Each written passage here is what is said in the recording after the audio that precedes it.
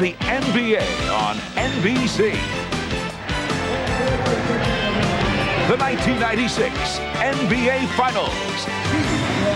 It is a beautiful 65-degree day in the Pacific Northwest as you look at the new Key Arena located in downtown Seattle. This capacity crowd of better than 17,000 is hoping their Sonics can get back into the series after losing the first two games on the road. It's the Chicago Bulls and the Seattle Sonics in Game 3 of their best of 7 NBA Final Series. Hi, everybody. I'm Marv Abbott along with Matt Dukas and Bill Walton. And, Bill, the major concern of the Sonics, the fact that their all-star point guard, Gary Payton, just has not done it in games 1 and 2. What do you look for tonight from Payton? Marv, Seattle's making this just way too complicated, and because of it, Gary Payton has been a non-factor offensively. Late in Game 2, Gary Payton had a terrific look, wide open with the game on the line, and he barely drew iron. The frustration's so very evident. He's their dominant offensive weapon. He carried them through the Western Conference playoffs, but in the finals, he's been virtually non-existent. Now, the strength of Gary Payton is his competitiveness, and the decision not to put Gary, the Defensive Player of the Year, on Michael Jordan has totally taken Payton out of his game. He needs to ride the fans, Marv, their emotional lift, and have a breakout game against Jordan. And, Matt, it's clear in the first two games of this series, the Sonics' major emphasis has been in the direction of Michael Jordan. Seattle's strategy has been to double-team Michael Jordan. Easier said than done. He is too quick and too alert. In the post, Jordan knows help is coming. He feels the double team coming from the top, but escapes with a hard spin to the baseline. No weak side help and no chance. Then with that left shrimp on Michael, Percy Hawkins comes to double. Then Gary Payton makes it a triple team. And all fail to keep him out of the middle. The draw dish to Pippen for one of his 8 assists in Game 2. Now this production would be outstanding for anybody else, but Michael is not satisfied at all. You get the feeling that Michael is due for a monster game before this series is over. Well, they are pumped here in Seattle, ready for Game 3 when we come back. Figures to be a wild scene for the introduction of the starting lineups.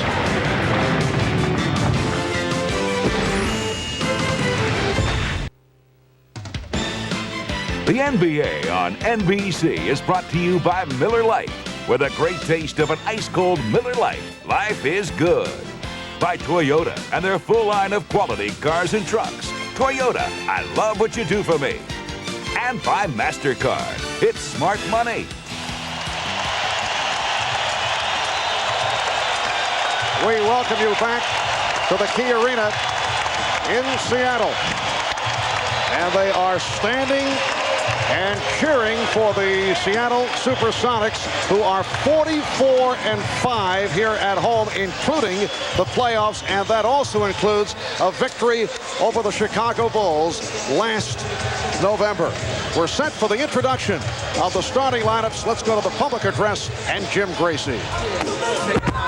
Ladies and gentlemen, welcome to Key Arena at Seattle Center for Game 3 of the 1996 NBA Finals between the Chicago Bulls and your Seattle Supersonics.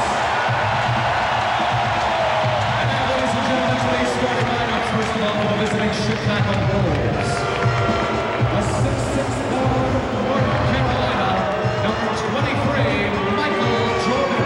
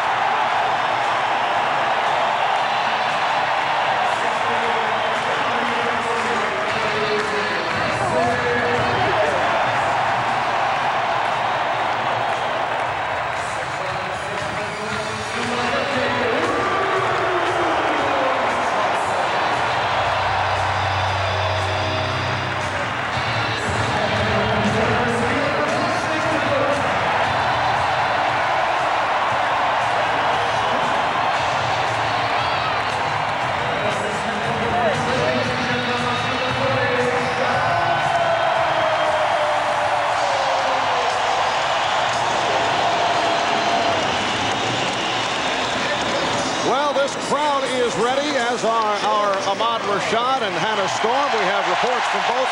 Let's start with Ahmad. All right, thanks, Mark. First, a change in the Chicago Bulls starting lineup. Tony Kukoc will start for Ron Harper, who will not start because of a sore left knee, but although he will be available. Now, in Game 2, Michael Jordan and Gary Payton finally got together for a little on-court conversation. Now, while it was very animated, Michael told me it was still friendly. He said he was welcoming Gary to his home and reminding him that they had no chance of winning there in his house. Now, Gary reciprocated by saying, well, on Sunday, you got to come to our place and things will change. Now, Michael told me that he doesn't like having these kind of conversations on the court. He'd rather let his playing do his talking, and he feels like he struggled the first 2 games, and now it's time to have one of those statement games. For more on it, Seattle side of it, let's go down to Anna. Well, Michael Jordan is still the Sonics' priority on defense. Sean Kemp told me today that during their practice yesterday, they worked on defensive adjustments on Dennis Rodman, who killed them with 11 offensive rebounds in Game 2. He said that during crunch time, instead of rotating off Rodman, they're going to treat him like a shooter. They're going to designate a defender to box him out. That defender's either going to be Sam Perkins, Frank Rakowski, or perhaps even the strong and quick Vincent Askew. It will not, however, be Sean Kemp, creating some potentially strange matchups in certain situations. Kemp said the main thing they emphasize, being aware of Rodman at all times, even though he may not be a scorer, recognizing that he is a formidable force on offense. Marv? All right, Hannah. And as we saw prior to Game 7 of the Seattle-Utah series, the Sonics have added what can be labeled a new twist in revving up the crowd.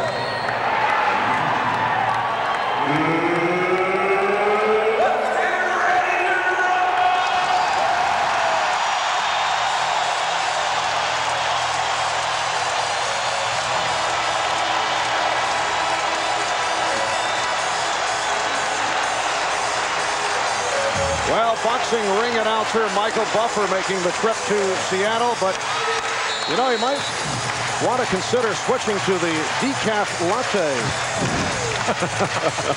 The officials, Dick Pavetta, Steve Javy, and Hugh Evans.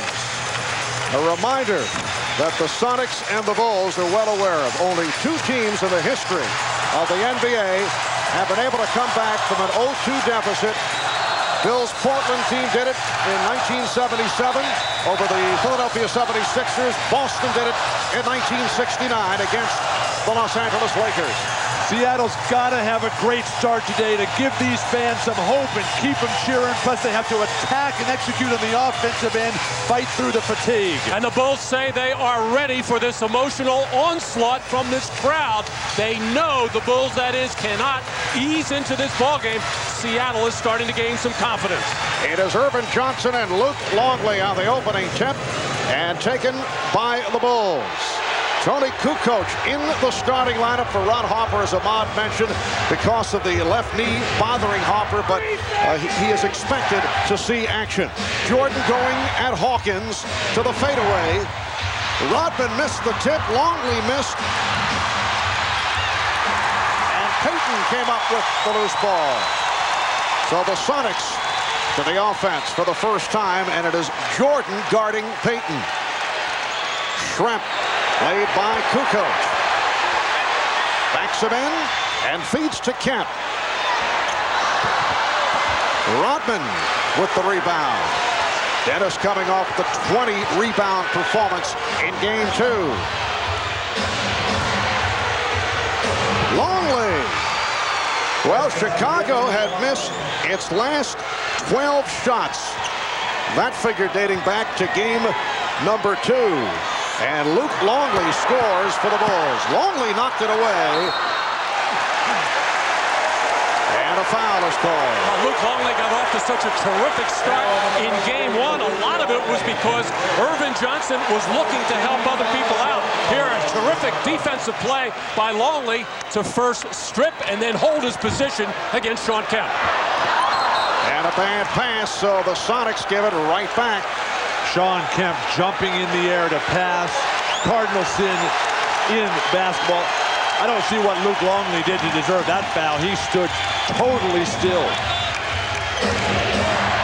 Here is Kukoc.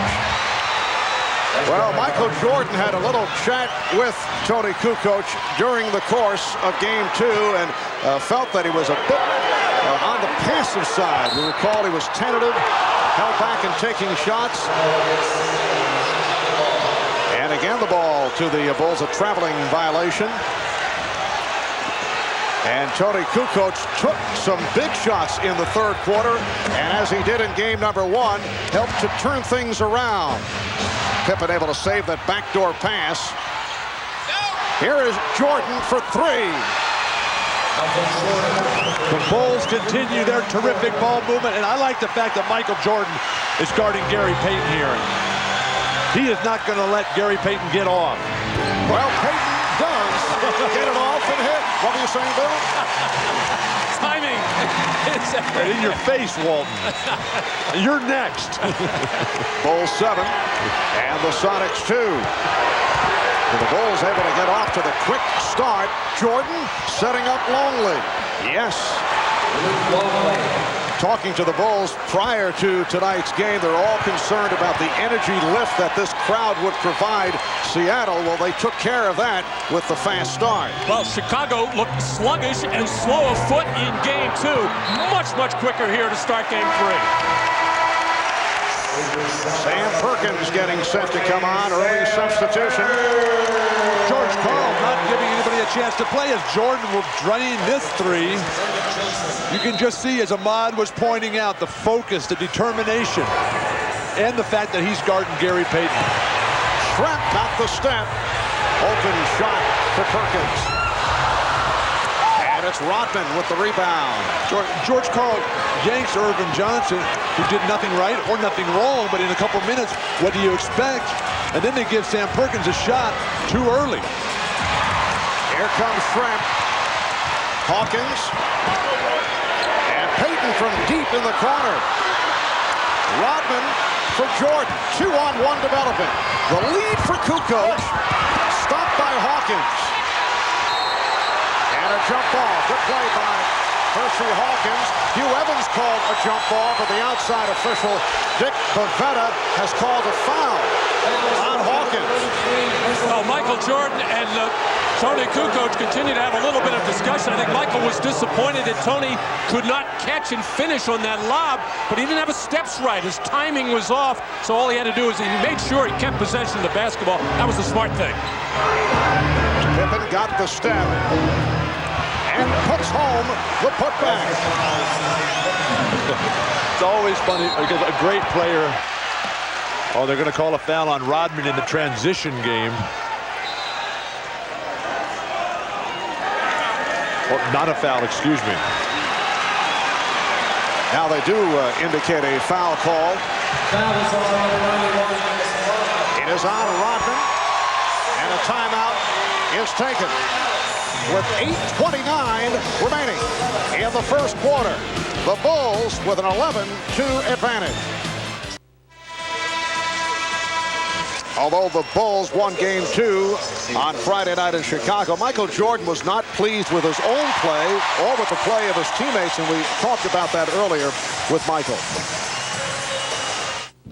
Well, I thought we were not preparing ourselves appropriately for the games mentally. I think Phil and the coaching staff have done a heck of a job in trying to get us prepared for the game strategically, but I think what we have to do is consume all that and then go out there and execute it properly. And we got to have the right mental preparation to do such. And I felt we were, because at home, taking things a little bit for granted, a little lightly, and it showed in the first half. Well, it has not appeared to be the case here at the start. Gary Payton has come out firing away. You just saw that air ball from deep in the right-hand corner. He's taking lots of shots, but those shots have got to go in. Seattle 0 for 3 from behind the line, continuing a disturbing trend as Jordan making that statement game, going at who's ever guarding him. Well, whatever the Bulls did yesterday at practice and what they talked about today, they are moving their bodies and moving the ball. The offense is crisp. You mentioned the disturbing trend as Kemp is able to get position inside. The disturbing trend from three-point land. They are now 8 for 34 from downtown in this series. Well, that's been the focus of Chicago's defense throughout the playoffs against every team. They do not want to give open looks to anybody. Tony Kukoc with a beautiful move. He's hit 2 of 3. And the Bulls are up 15-4. Another bad pass. The sloppy play by Seattle continues. Assist to turnover ratio. We talked about it at the open. Plus, you get this sense that this is like Game 3. Chicago at Orlando, that 20-point victory. Chicago came out and played perfect basketball, particularly from the defensive end. Backdoor lead for Longley, who blew the layup. And here's Kemp. Offensive foul. It's a charge on Kemp. Well, Dennis Rodman saw that one coming from about 30 feet away, and he couldn't believe it. Sean Kemp just kept coming and coming and coming. He was standing there waiting forever. The offensive charge. Another turnover. And twice now, Jordan at the offensive end has thrown loud passes. Once to Kukoc, once to Longley. I don't know if they work on those in their native Yugoslavia and in Australia. They need more television sets over there. Bill turning very, very cruel here. Well, that's how you learn the game, Marv, is as a kid watching the games. We may see Michael curb those lob passes the rest of the way. Throw them to Scotty and Rodman. Illegal defense was just called for the first time against Seattle. Here's Kukoc for 3. Well, Phil Jackson forced to go with Tony Kukoc as the starter because of the knee problem suffered by Ron Harper, and Kukoc has come out on fire. 3 of 4, 7 points. 18-4 Chicago lead. Shrimp for 3. Did not hit the rim. Very poor offensive execution. It's not the kind of start that Seattle needed. Chicago is playing perfect. And here's Pippen drawing the foul. Well, all season long, when Tony Kukoc has had the opportunity to start, he has delivered. In all of his statistics, much, much better. He's always been comfortable as a starter. You can see it in his eyes in this one. I think Seattle came out in this ballgame maybe relying too much on the emotion of the crowd in this building, and they have yet to settle down and just do not know where they want to go at the offensive end. Very haphazard. It is now Chicago 19 and Seattle 4. Percy Hawkins trying to put the move on Tony Kukoc. Sean Kemp. And the Sonics are now rushing shots.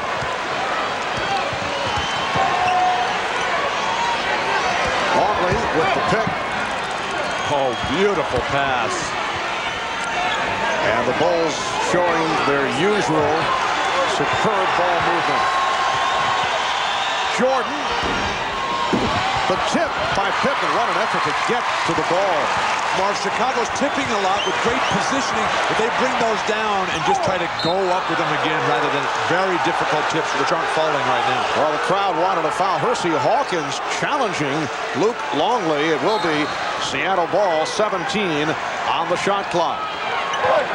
Shrimp. I thought the Sonics had a notion early in this game. They wanted to go at Kukoc with strength. They went a couple of times. Detlef didn't take the shot, but there's a mismatch there. They looked at the tape of the game the other day. Tony Kukoc has trouble guarding anybody. Longley. Try to bank it. Kemp on the rebound. Hawkins, 3-on-1. Payton for Perkins. Nicely done. And that gets the crowd going. The Bulls with a 19-8 lead. Delay of game warning with the Sonics batting the ball away following this. Well, the 3-on-1 set up by Michael Jordan, gambling just over midcourt, going for the steal, and Tony Kukoc had to feel like Custer there. And the Bulls call for time. 4:50 remaining in the first quarter.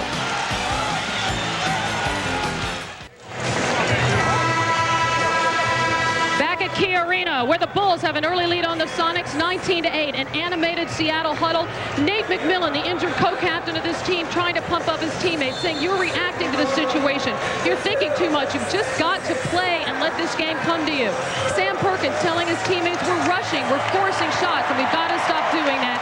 And then George Karl telling them to take care of things on the defensive end and get into the regular rotation. Start it with the defense. Ahmad?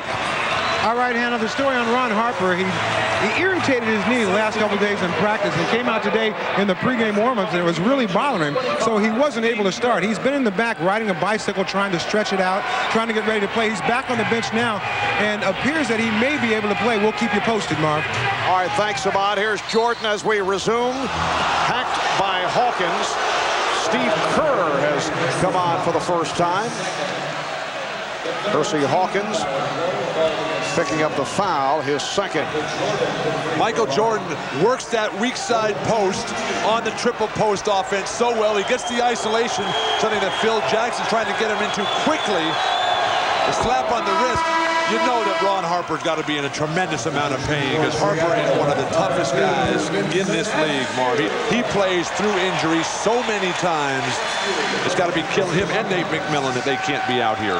And Hawkins sits down, replaced by Vincent Askew.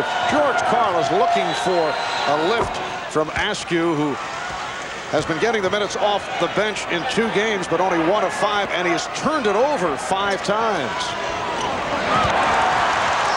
Sonics trying to break. Payton got the roll, and it's the Bulls 21-10 over Seattle. The first time in this series that the Sonics have attacked that full court trap after a free throw, and they get a terrific look and finish. The lead for Jordan, and he misses the layup, but Longley is able to convert. What's going on here? A terrific pass by Rodman. They read that backdoor play perfectly. What mental communication. Thing of beauty to watch. Bulls 23, Sonics 10. Schrempf for 3. And last touch by Kemp. Hannah was right on it. Seattle is confused. They're trying to do too much, trying to think too much. Keep it simple, play basic basketball like the Bulls. And you see the rebounding advantage again for Chicago. We are seeing the best spurt of basketball that the Bulls have shown over the first 2 games and a quarter. Here's Longley getting inside. Nice move by Luke Longley, and the Bulls now lead 25-10. It has not been impressive for the Bulls, although they did win the first 2 games. Steve Kerr said the other day the Bulls have actually played only 3.5 good games in the entire playoffs. It's nice that they set such a high standard for themselves. That's one of the reasons they've dominated basketball this year. Kemp able to save it. Shot clock is rolled down to 3. Down to 1. And it is a 24-second violation. What a defensive sequence by the Bulls. But Seattle's forwards on the offensive end are really giving them nothing. These are their creative forces, Kemp and Detlef Schrempf. These guys are jumping in the air to throw wild passes, not making good, strong, authoritative moves to the hoop. 3 minutes to go in this first quarter. Here's Kerr from way downtown. His shooting has been off in this series. Well, Steve has been unable to make him from the new 3-point line. He's moved further back. Feels he can maybe get his touch again. Perkins off the head fake. Sam Perkins with a strong move. Bulls 25. And the Sonics 12. Longley unable to control Perkins. Perkins is left-handed, Luke. Jordan, yes, 9 points. for Jordan. He's hit 3 of 7. Not seeing many stops at the other end of the court as Chicago goes to the offense. They have been scoring at will in this first quarter. It's a classic example of just what great offense does to a very good defense. One of the top-rated defenses in the NBA, Seattle, this year. And a 3 for Jordan. That gives him 12. Bulls lead 30-12. Now the Chicago Bulls respect the defense of Seattle. I think that's why they came out. They knew they would be tough in this building. That's why they have come out. They spaced the floor beautifully and passing the ball and making their shots do it too. The steal by Jordan leading to the breakaway by Pippen. Oh, the Bulls are just eating up the Sonics in this opening quarter with 1:35 remaining. It's the Bulls 32 and the Sonics 12. 22nd timeout called by Seattle. Michael Jordan hits the three-point shot and then comes right back on the defensive end on the advancement of Seattle's offensive possession. The look-away pass and Scotty off to the races, and you have to wonder if Chicago was just toying with Seattle back in the Windy City.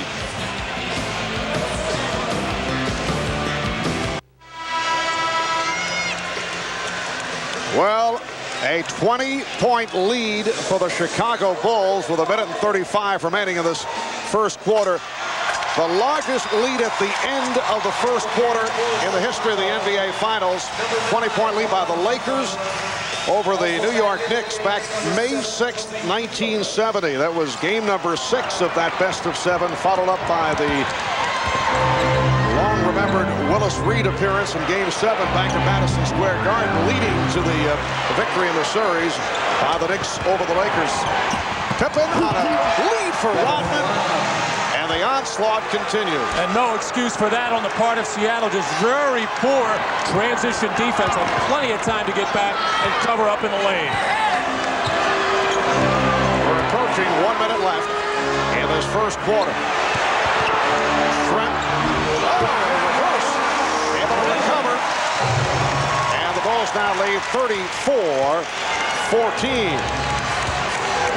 Ron Harper is on the floor for the first time. Did not start because of the knee problem. Michael Jordan sitting out here in the final minute and a half of the first quarter. So Harper and Kerr at the guards. Kukoc, Pippen and Rodman up front. Kukoc forcing. And Payton in the open floor. Hit from behind by Kukoc. Well, every opportunity that the Bulls get to run, they will. Whether it's a steal, whether it's a rebound, the outlet pass of Scottie Pippen getting out, getting the lead pass from Kerr, and attacking the defense, and just Dennis Rodman sneaking in on that right side. Even though Pippen jumped in the air, plenty of time to find the open man Rodman. The Bulls get out of their offense when Jordan goes to the bench. Scotty's got to take a more assertive role. Perkins able to save that pass, nearly thrown away by Askew, and a foul committed by Kukoc, his second. Plus, when Luke Longley was in, he did a good job staying in front of that basket, forcing the Sonics to the perimeter game. Longley goes to the bench, and Sonics having some success at the hoop. Sam Perkins at the line with the Bulls over the limit. Sam coming off a 5 for 10 shooting performance, 13 points in game 2. Now Jordan returns. Harper sits down. Don't know if Harper's going to be able to give much today. He looked a little gimpy out there, Marv.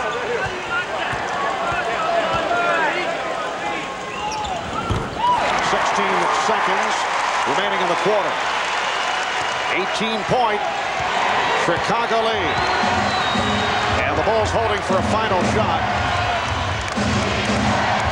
Down to 5. Jordan putting moves on Askew. 1 second remaining. Well, Askew played him well. So the Chicago Bulls in command after 1. They are up 34-16. Tony Kukoc providing a lift in the starting lineup at 3 of 5, 7 points, 12 for Michael Jordan. We'll be back in Seattle right after these messages.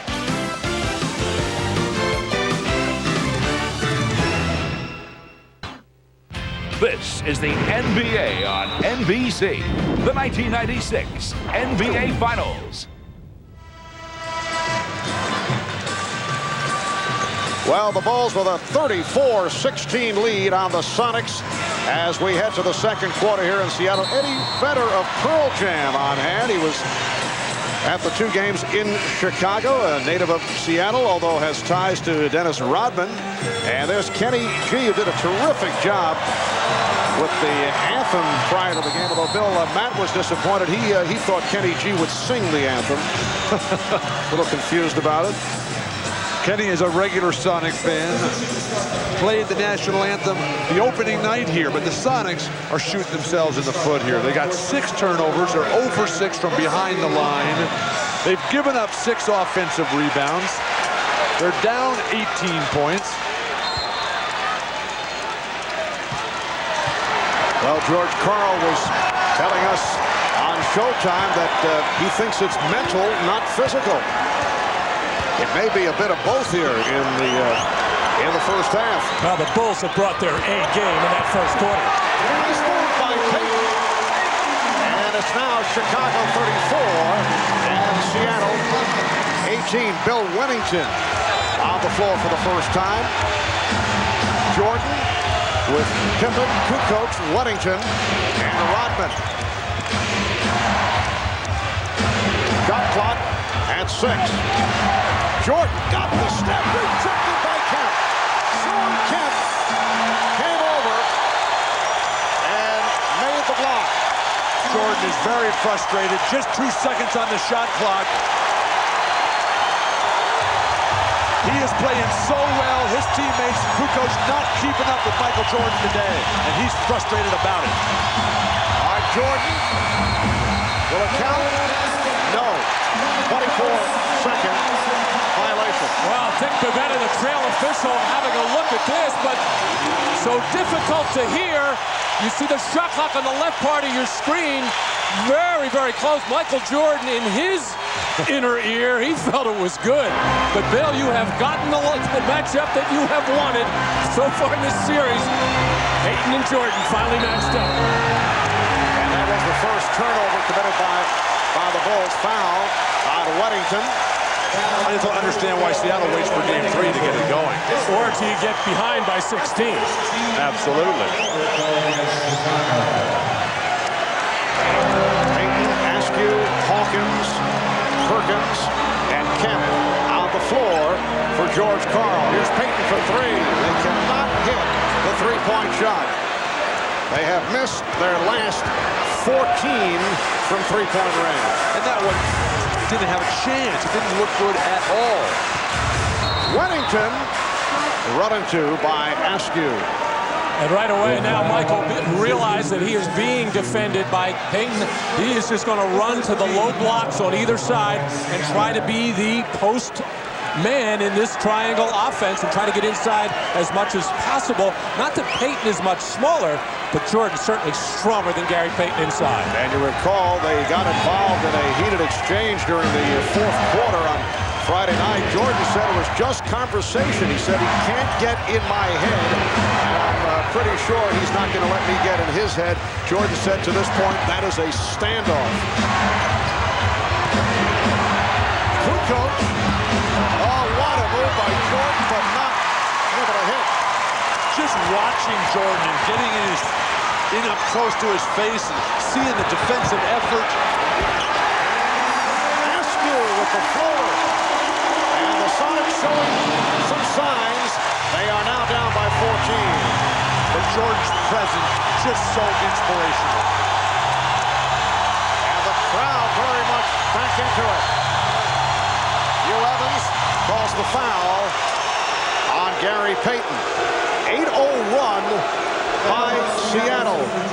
And right away, Michael wanting to take that weak side post position against Payton, and Payton battles hard. This is why he is the defensive player of the year, and really, that was not a foul. That was just good, hard, tough post defense.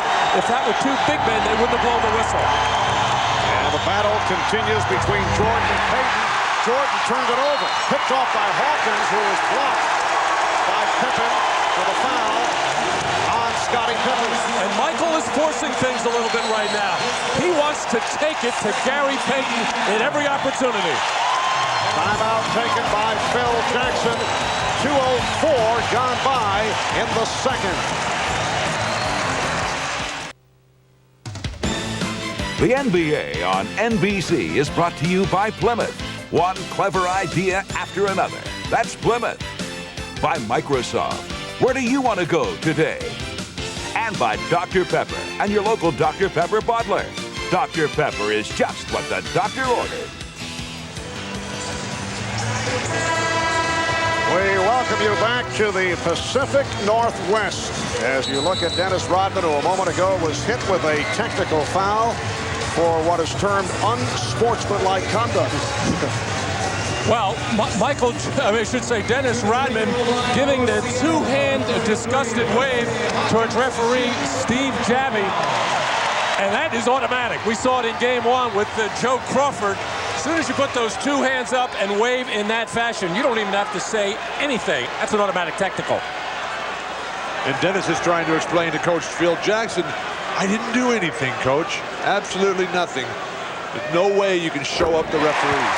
Dennis clearly at fault there. Percy Hawkins converting on the technical. Once again, Dennis Rodman called for an early technical foul. Back in game one, that led to the Frank Burkowski-Dennis Rodman controversy. And Burkowski has not been a factor since. George Karl refused to give him a chance to play. And Burkowski can be a positive contributor for this Sonic team. Well, the Bulls have led by as many as 22.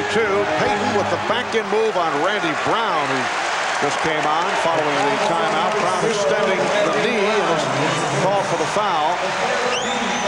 So a 9-0 run by the Sonics. A good move by Phil Jackson, though, to get Brown in there to watch Payton for a while. I think he sensed that Michael Jordan was trying to do too many different things once Michael will settle down a little bit. Here's the double on Kemp. Jumping to pass.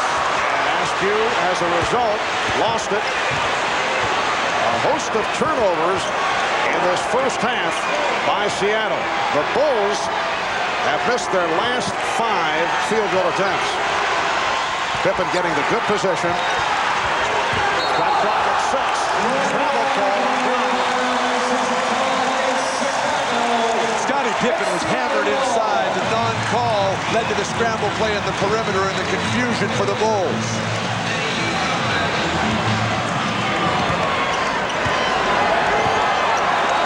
Payton again working on Brown.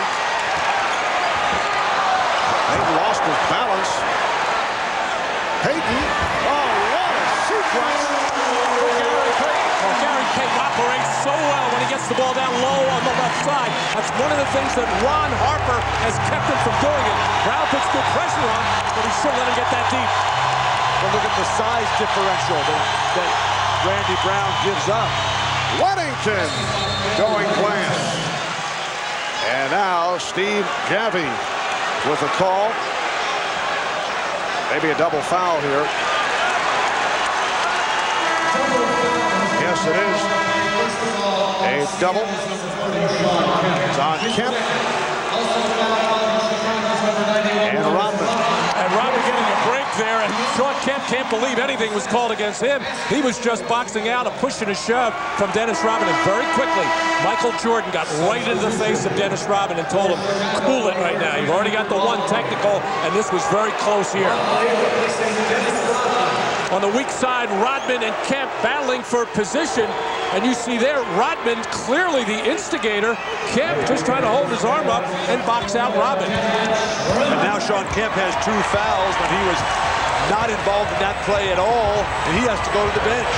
Rodman also sits down after collecting his second. Shrimp for Askew. And it's a charge. Offensive foul. Vincent Askew trying to make things happen. His offense off, although he's not noted as an offensive player, but with the injury suffered by Nate McMillan, they're looking for a bit more from Askew. Marv, Askew is pump faking that 3-point shot. He hadn't even taken one. That pump fake doesn't work. Make another swing pass rather than try to create off an ineffective pump fake as Kukoc is in the lineup. Well, Turnovers a problem for Seattle all season long. Yes, they force them, but they kick it away too many times. 9 turnovers already in this first half. Shot clock at 5. Brown for 3. Randy Brown, who does not think shot first, able to hit from 3-point land. So much of that is coaching, bringing the guys off the bench like Kerr and Bushler. They make so much of the Chicago bench, but really, these are all guys who nobody really wanted. Much the way Orlando has a bench that nobody wanted, but Chicago, through Phil Jackson, they just have such great ball movement. Everybody willing to give it up because they know, because of Jordan's leadership, he'll give it right back. Randy Brown on that last foul. How about Brown during the regular season? 1 for 11 from downtown and just hit the 3 here in the NBA Finals. 16-point Chicago lead. Shot clock down to 5. Perkins on the rebound. And the officials check with each other. The ruling last touch by Brown of the Bulls. Phil Jackson up the sideline arguing for a double dribble on Sam Perkins, but it was not an intentional dribble, the first bobble of the ball. George Karl wants a timeout. 7:09 remaining in this first half. The Bulls 39, the Sonics 23. This is not a good stat line for the Sonics. This includes tonight in the first half. They have picked up 41 assists, a low number, and they've turned it over 43 times. Well, it all speaks to their execution on offense. Not enough ball movement, not good passing, and consequently, you're not going to shoot the ball very well. But the Sonics have had problems with turning the ball over all season long. That man, Sean Kemp, averaging 4 turnovers a game throughout the season. He's got 3 tonight, as does Askew. Kemp averaging over 30 points a game in this series. He's got 2 points this afternoon. Seattle had only 10 assists in the game on Friday night. Payton able to chase it down. Shrep eluding Bushler, who just came on. That left Shrep with his 3rd field goal. He has 6 points. And the Bulls now lead 39-25. Chicago is led by as many as 22. They came storming out to quiet this crowd. The crowd getting back into it with the good play by the Sonics, who were able to run off 9 straight points. Kukoc will go to the line as he was hit. This is just another example of what I would call careless defense. Yes, it's the way Seattle plays, but let's watch Detlef Schrempf first. Having to shake off the challenge shot there. Got a good look at the basket, as Detlef Schrempf is going to have to do a lot more of that. But at the other end, ball goes inside to Luke Longley, and Gary Payton just gambles and comes over and double teams, and then leaves his other defenders out of sorts underneath the basket. You just can't do that. Matt, Chicago is the best offensive team in basketball this year by the numbers, but they stick with their patterns. You always sense, well, we know this is coming because they're going to post up a guy, they're going to flash off. Seattle is too much of a scramble. Off the pressure defense, a foul on Bushler.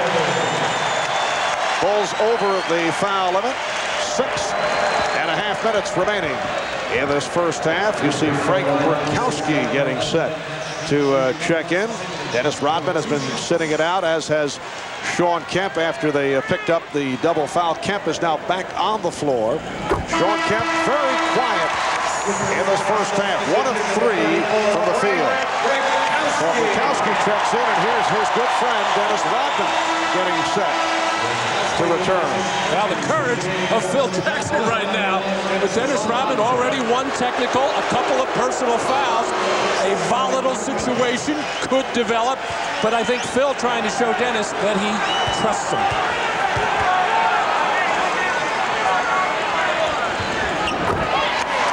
Bulls 41 and the Sonics 27. Coaches have to show trust in their players. That's why Phil Jackson is the coach of the year and the best coach in the NBA today. Phil, are you on the take here? Not that I would disagree with that, but you and pushing Phil right. Look what he does with this team. I mean, Luke Longley, nobody wanted him. Steve Kerr, nobody wanted here. Randy Brown, Bushler. He's taken all these guys. They learn from Jordan, they learn from Pippen, and they get an unbelievable team here that thinks basketball as a unit. Oh, I'm not disputing it, but I think this is about the 5th time it's been mentioned. And I wouldn't say that nobody wanted the players that you mentioned. It's just that they found their niche with this particular ball club. Luke Longley with a nice move as Rodman and Brykowski became entangled. Luke Longley with a terrific start. 5 of 8 from the field. 10 points. Bulls lead by 16. Schrempf for 3. And Rodman with the rebound. So the Sonics 0 for the last 15 from three-point range. Jordan got caught. Oh, Michael Jordan with a couple of miscues here in the first half. Oh, nice pass from Payton. Detlef Schrempf with 10. And Chicago's lead is now 14. More and more plays like that will get Seattle right back into this game and into this series.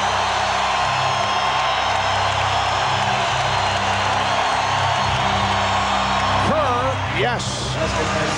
Steve Kerr with his first field goal coming into today. 1 of 11 from the field the first 2 games of the series. And coming off a superb shooting performance against Orlando. Detlef Schrempf, a different player here in the first half. He's manhandling Judd Bushler right now in the low post, but Detlef Schrempf can do that to various sizes and shapes of players. Timeout taken by the Bulls. 4:45 remaining in the first half. The Bulls by 14. As we return to Key Arena in Seattle, here's what's coming up on the Prudential Halftime Report. We'll bring you more of Jim Gray's interview with Dennis Rodman, one of the best rebounders in history. He won his 5th consecutive rebounding title this season. We'll also get the thoughts of Julius Erving and Peter Vesey on the first half of the Bulls and Sonics. Chicago has been great so far, building a 14-point lead. Let's go back courtside to rejoin Marv Albert, Matt Dukas, and Bill Walton. Marv. Thank you, Bob. And the Bulls have been able to do it despite the fact that Michael Jordan only 4 of 12 from the field, and he has missed his last 4. He's also turned it over uncharacteristically on 2 occasions. They double up on Jordan. Kukoc. And back comes Payton. And Schrempf took his eye off the pass, looking for the shot. Mark, Gary Payton has a careless habit of giving up that ball in transition on the flow in the mid-court area. I think that's a bad mistake. Pippen is blocked, and then Schrempf. Brykowski, but with the strip, but threw it away. Now single coverage with Hawkins on Jordan, who goes right at him, and is fouled. And you mentioned Jordan's performance, Mark, but it was his start that set the tempo, that got him out to that 20-point lead, and they've just been sort of hanging on right now, just sort of trying to keep the status quo, maybe get to halftime with a good solid lead, and then come out in the third and just really hammer down again. That seems to be Michael Jordan and the Bulls' approach today. Well, Michael had his free throw shooting problems in game 2, just 10 for 16. And he is well aware that every time that he drives to the basket, there is going to be some kind of a hard foul. Talking to him before the game, I asked if it was borderline, if some of these may be flagrant fouls. He said no. He said they are clean, hard fouls, and we expect them. We got to be ready to take them. You saw John Sally check in. So Sally with Longley and Kukoc up front, Pippen and Jordan in the backcourt. 16-point Chicago lead. Sean Kemp, who has been quiet, facing the double team. Here is Schrempf. Brykowski. And knocked out of bounds. And a foul call on Brykowski. Sonics are over the limit as Burkowski commits his second personal. A wild offensive sequence for Seattle where they're really just throwing it up there. They need to get better shots. You drive in there, you draw the defense, and then you kick out to somebody who's standing at the foul line or the three-point line. Burkowski unable to get it going. And Burkowski sitting down. Jordan now with 15 points. The Bulls 48 and the Sonics 31. In this game 3 of the best of 7 NBA Final Series. Game 4 here in Seattle Wednesday night. 9 o'clock start Eastern Time, 6 out on the West Coast. 3.5 remaining in the first half. Sally on Perkins. Kemp around Longley and fouled by Longley. Well, Sean Kemp is so confident when he goes into a one-on-one situation against Luke Longley, whether it's close to the basket, whether it's on the perimeter. He knows he can put the ball on the deck and get in there and create some contact from Luke Longley, and that was just a careless foul by Luke as he reached in. Sean Kemp with just 1 field goal, 1 of 3 at the line. Kemp has been the offense for the Sonics' first 2 games, 29 points. And in game 2, he had 32 points in game 1. Longley sitting down after picking up his second foul, leaves with 10 points. So the Bulls with a 49-33 lead. Marv Rodman's been in and out of the lineup so much tonight, almost like on a yo-yo there. Impossible for him to get a rhythm for the ball on the boards. Kukoc able to save it. Pippen resets. Shot clock down to 4. And it will be Seattle back in possession. Well, if you're George Karl, you're just hoping in these last 3 minutes that you can close this gap, get us around 10 or 12, so you have something positive to talk about during halftime. Back comes Kukoc.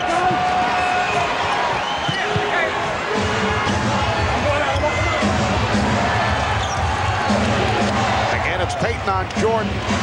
Sally, played by Kemp. Jordan. Yes, nicely done on the setup from Kukoc.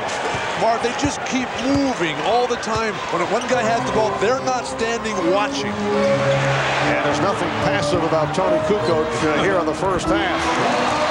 Sean Kemp. 6 points now for Kemp. The Bulls 51, the Sonics 35. Marv, Tony's one of those guys who responds to the challenge. A very competitive guy, even though a quiet personality. Harper out, he knows it's his day. And Michael Jordan picking it up. He has 20 points. The Bulls by 18.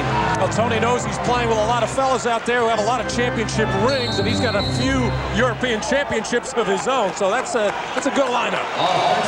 Offensive foul. That's 3 on Kemp. Sean Kemp working for low post position, just nails John Sally with an elbow in the head. The referee's right on top of it. Digging in deep there, Sean Kemp leans right in. And that initial elbow from the left side, right to John Sally, who does know how to respond once that whistle blows. And Kemp sits down. David Wingate comes on for the first time.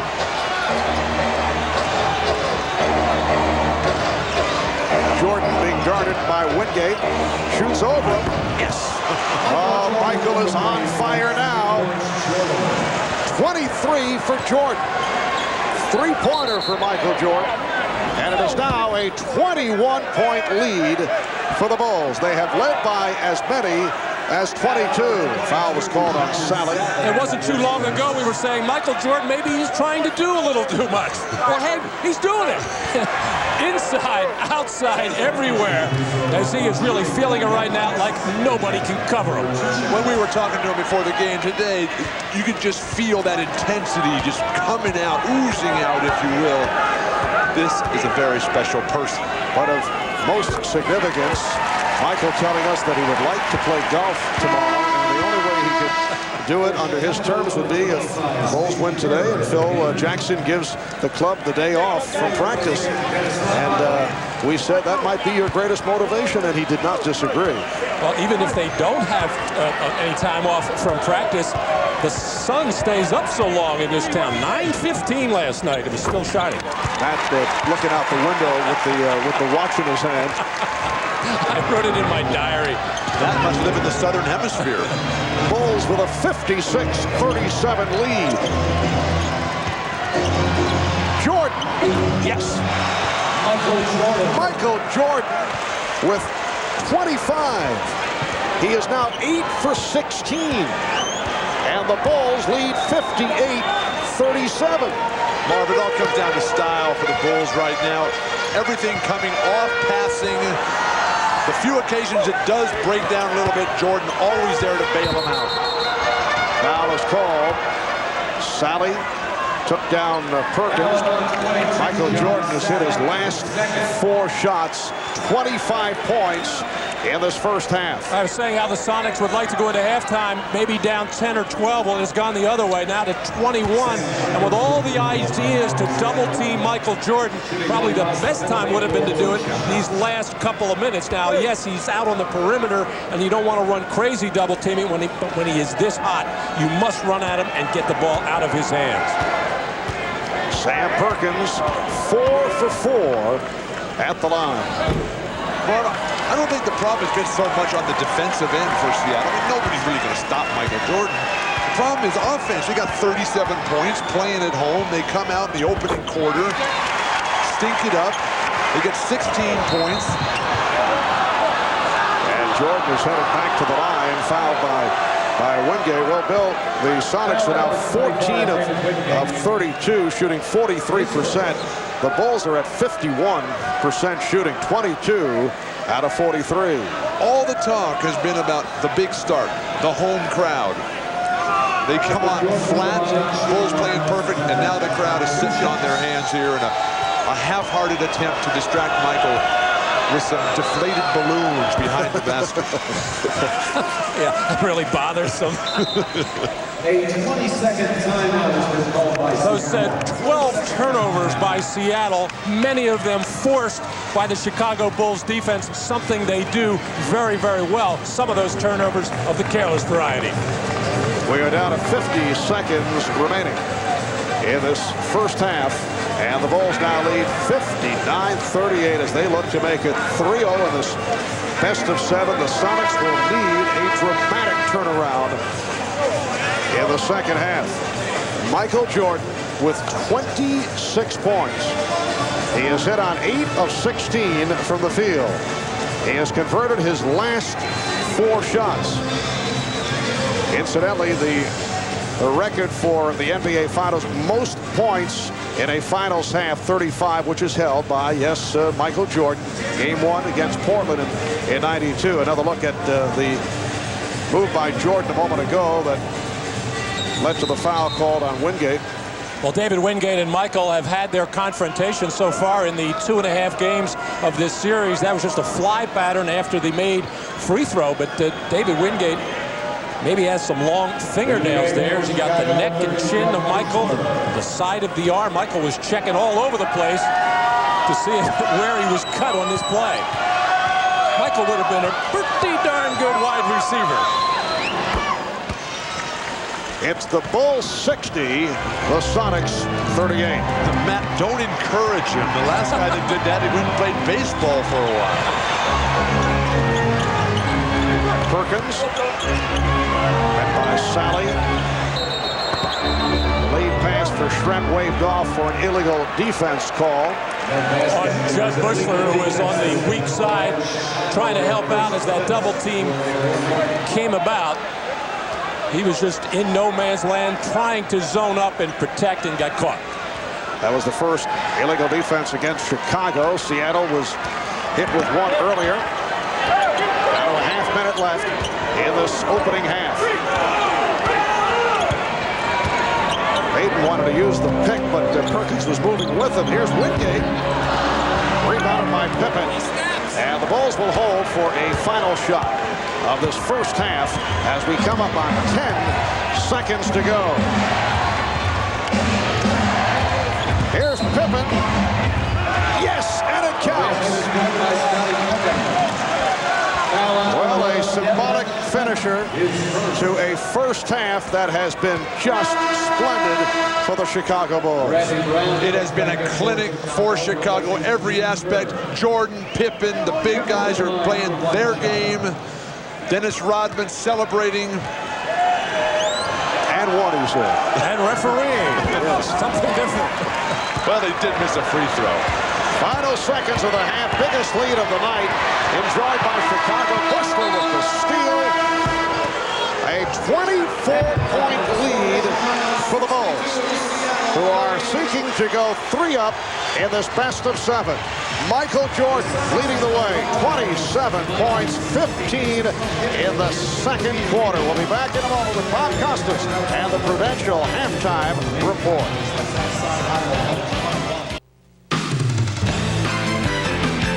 This is the Prudential Halftime Report, brought to you by Prudential. Live well, make a plan, be your own rock. Halftime of Game 3 at Key Arena with the Bulls leading the Sonics 62-38. Chicago led by 22 late in the first quarter. Seattle rallied, cut it in half, got to within 11, but now at the half they're down by 24. And Michael Jordan, who scored 28 in Game 1 and 29 in Game 2, already has 27 in this first half. Bob Costas back along with Dr. J and Peter Vesey, and we'll talk about the first half in our next segment. But first, to Dennis Rodman once again. He had a quiet first half on the backboards, grabbing 5 rebounds, and he scored just 2 points. He also picked up a technical foul in the second quarter for unsportsmanlike conduct, but he was the key figure in Game 2 with 20 rebounds. And after that game, he spoke with Jim Gray.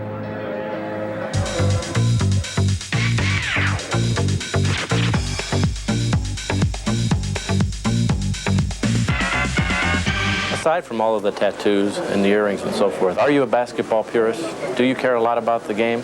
I care a lot about the game, you know. I get a lot of people saying, well, Dennis is making a mockery out of the NBA. It's not all about making a mockery out of the NBA. It's all about being an individual that's playing in this game. You know, I don't need to make a mockery because this business is too big for one individual to try to bring it down. What made you decide to show all of this individualism? You were a very successful player in Detroit, yet you didn't seem to get much of the limelight or the credit. Was the rest of this simply designed as a marketing aspect, and do you view this almost like All-Star Wrestling? You know, this is not marketing. You don't market stuff like this. People in society don't like what I have, but the only reason why they liked it is because of who I am. I'm a basketball player. Can you explain the phenomenon that you have become, people stopping on the freeway with the billboard of your hair, kids emulating you, changing the color of their hair? Can you explain why you have become so popular? I think that people see it as an entertainment. They see someone out there say, wow, that's the guy with the red hair. That's the guy with the multicolored hair. The chameleon. That's going to be my new name, the chameleon. Not the one. Not the one, the chameleon. And kids relate to that. It's fun. It's not dangerous to anybody. And kids can go home. They can play in their little watercolors and things like that. And it's all about having a good time, and the kids can feed off of it. But aren't you concerned that it could send the wrong message? It's not sending the wrong message because that's what family. You know, they could deliver the message. Well, that guy that has funny hair, but he's a good guy. He's a good guy, and they see me on TV. They see that I love my daughter. That's the most important thing to me, and that's the bottom line. It's all about trying to make kids out to be something that they're not. Would you want kids to emulate you? I just want them to enjoy me, to feel the emotion, to feel the excitement, the thrill, and the agony, what I go through in a game. And I think they feel that because I reach out to the people. I like to have all the DNAs, all the 22,544 people that come in this building, DNA inside me. And then when I'm out there performing, I want them to feel it. I want them to feel the bumps and bruises. I want them to get the rebound. I want to feel everything. Are you content? Are you happy with yourself and what you've become? I'm happy in a sense where I know I can control everything around me now. I know that I can provide entertainment for myself instead of worry about people coming to entertain Dennis Rodman. I know the value of life, the value of people and things that's going to happen before and after. So I think that's really getting Dennis Rodman over today. Does basketball matter to you? Being a good basketball player and having respect? It's not been, I don't give a damn if I'm the best basketball player in the world.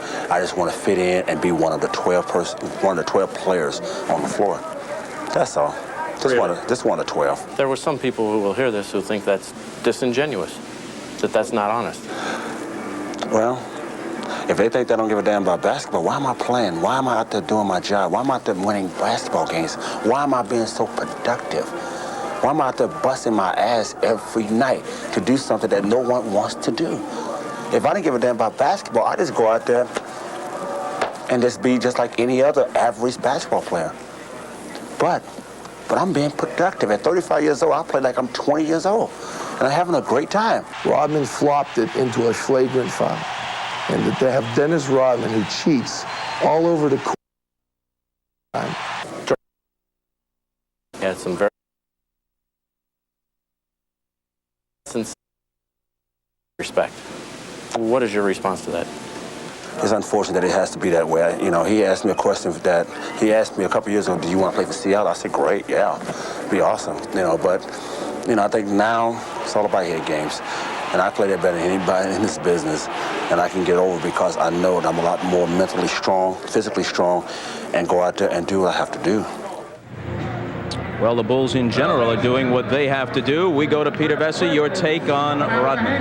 Well, we all know that you win championships in the NBA with strong defense, rebounding, psychological warfare. We know Game 1 turned around when Frank Burkowski got thrown out after getting into an altercation with Rodman. Rodman dominated Game 2.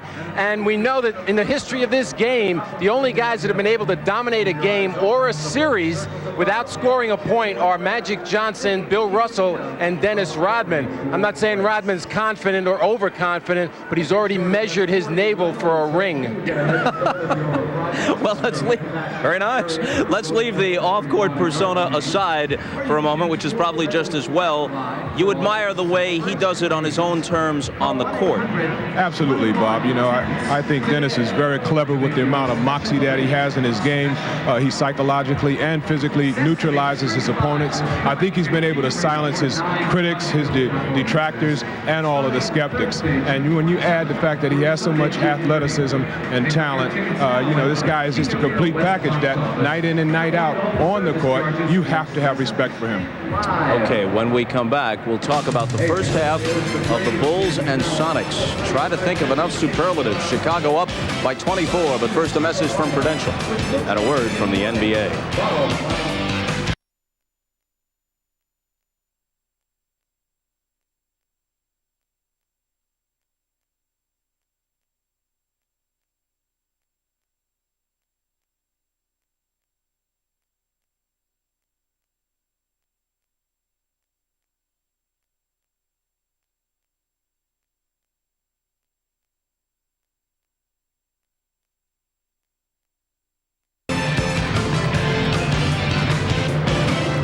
The Bulls lead the Sonics at the half in Game 3, 62-38. Pick a highlight. It was all red and black in the first half, and this is really what Seattle had to fear. They had a chance to win at least one in Chicago because the Bulls did not play anywhere near their full capability in the first two games, and still they escaped with a couple of victories. They come out completely in sync tonight. Well, the Bulls definitely came out in sync. Michael Jordan is leading the charge, and this is just a great Bulls team. If you look at the Sonics, they have been a team during the regular season and early in the playoffs who has been able to overcome huge deficits. But I don't think this is quite the same Sonics team that started out that 7-game series against the Jazz. I think the Jazz took a lot out of them, but that doesn't discount Chicago's greatness. They truly are right up there with the best of all time. Well, in fact, for whatever it's worth, among the 11 defeats this year for the Bulls, including one in the playoffs, the biggest lead they relinquished in any of those games was 16 points here against Seattle back in November. But this is a whole different situation. No, you definitely. I think the fat scalper here in Seattle is already singing discount for Game 4. With all due respect to Michael and the Jordanaires, I believe that Phil Jackson and his coaching staff deserve the MVP for this series. For every series, they've been able to designate which player is not going to beat them and which player is going to take the open shot. Every opponent has had to adjust to them, and I don't know why that happens. They're doing a hell of a job. Well, Chicago at home simply won games.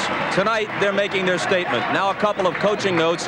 Johnny Davis, who was an assistant coach in Portland this past year, will be named the new head coach in Philadelphia tomorrow. And Peter Vesey tells us that Milwaukee has narrowed its coaching search to former Celtics coach Chris Ford or former Raptors coach Brendan Malone. And one other note, immediately following tonight's Game 3 on CNBC, we'll bring you a half-hour post-game special. Our entire crew will be here with interviews and analysis on CNBC right after this game. Halftime in Seattle. The Bulls lead the Sonics by 24. Back to Marv, Matt, and Bill after these messages from your local station. This has been the Prudential Halftime Report, brought to you by Prudential. Live well, make a plan, be your own rock.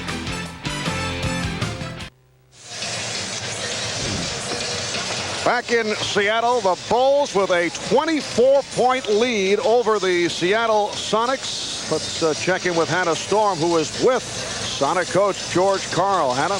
George, what do you think happened to your team in the first half, and what do you tell them here at halftime? Well, I think right now we just got to play and get back to trying to play with some confidence. You know, we broke apart. We got hit with a great defensive effort early, and then Michael Jordan's great performance. I mean, they played a great half on us, but we got to play back and just compete and get back to getting some confidence in the game. Are they confident right now, or are they destroyed? I mean, do you think they have enough left to get back in this game? Well, this team's always fought all year and has a lot of pride. I think you're going to see us fight. Okay, good luck in the second half, Coach. Mark?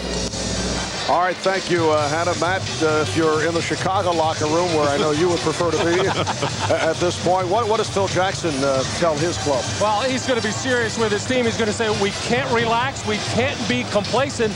We got this lead because we respected this Seattle ball club. We executed well. We defended well. All right, Bill, what can Seattle do here in the second half? Oh, gee, thanks a lot, Mark, for that opportunity. They have to play for pride right now and try to keep together all the good things that Seattle has done this year. It's been a great year, but not a good first half at all. They're in a lot of trouble. All right, a look at the Miller Lite halftime statistics, and you can see why Seattle is in trouble. Chicago, 23 of 44, 52% from the field. Seattle at 14 of 33, and Michael Jordan with 27 on 8 of 16 shooting. Three-point field goal, Chicago 5 of 8. Seattle in the midst of a drought right throughout the series from three-point territory. 0 for 8 tonight, and Payton just 8 points in the first half. We'll be back in Seattle in a moment. We are back at the Key Arena, which has been kept relatively quiet in this first half by this commanding Chicago lead. Let's check in with Ahmad Rashad. Ahmad? All right, thanks, Mark. Excuse me, Dick. I'm trying to do a reporting. Phil Jackson, unlike in Game 2, didn't have much to say to his team at halftime, but he did say that the second half will mean nothing if they can't pick up where they left off in the first half. Also, to be wary of Seattle coming out and pressing. Marv? Oh, that official Dick Pavetta is such a wacky guy, isn't he? He'll do anything for on-camera time. Seattle starting Frank Brakowski in the second half, not going with Irvin Johnson, who's been the starter. Maybe Frank Brakowski can give him something from a perimeter as the Sonics really struggle from downtown. Longley comes out, followed by Brakowski. Shot clock is down to 2. Here is Longley. Luke Longley with 12 points, and the Bulls now lead 64-38. Marv, remember what Michael was telling us before the game about how he was lecturing Luke about when you get popped in the eye like that, take those 5 stitches. You got to come out and show him that you're not going to allow that to happen anymore. Longley's done it with his game today. Took an inadvertent elbow from Sean Kemp, and actually wanted to leave, and Phil Jackson was saying, no, you play through it, you stay on the floor. But of course, with the blood dripping down, he was forced to leave. And Jordan was upset because he felt that Longley was just too low-key about taking that shot. And that is another Seattle turnover. It is turnover number 13. And Michael Jordan slipped and fell into one of our cameramen on that last play and just went over to make sure that he was all right as Michael went hard to the floor. But that was a terrible pass by Gary Payton. Well behind Frank Brakowski on the dead run. Kukoc from 3. Longley tried to punch it on the back tap, but carried out of bounds. Michael Jordan with that, what has now become the patented get up in the air fadeaway shot, just kept fading all the way back and all over our NBC cameraman. Crowd trying to urge on the Sonics. Kemp fouled by Longley. That's 3 on Luke Longley. No team in the history of the NBA Finals has ever come back from more than 21 down at the half to win. The Sonics trailing by 24 at halftime.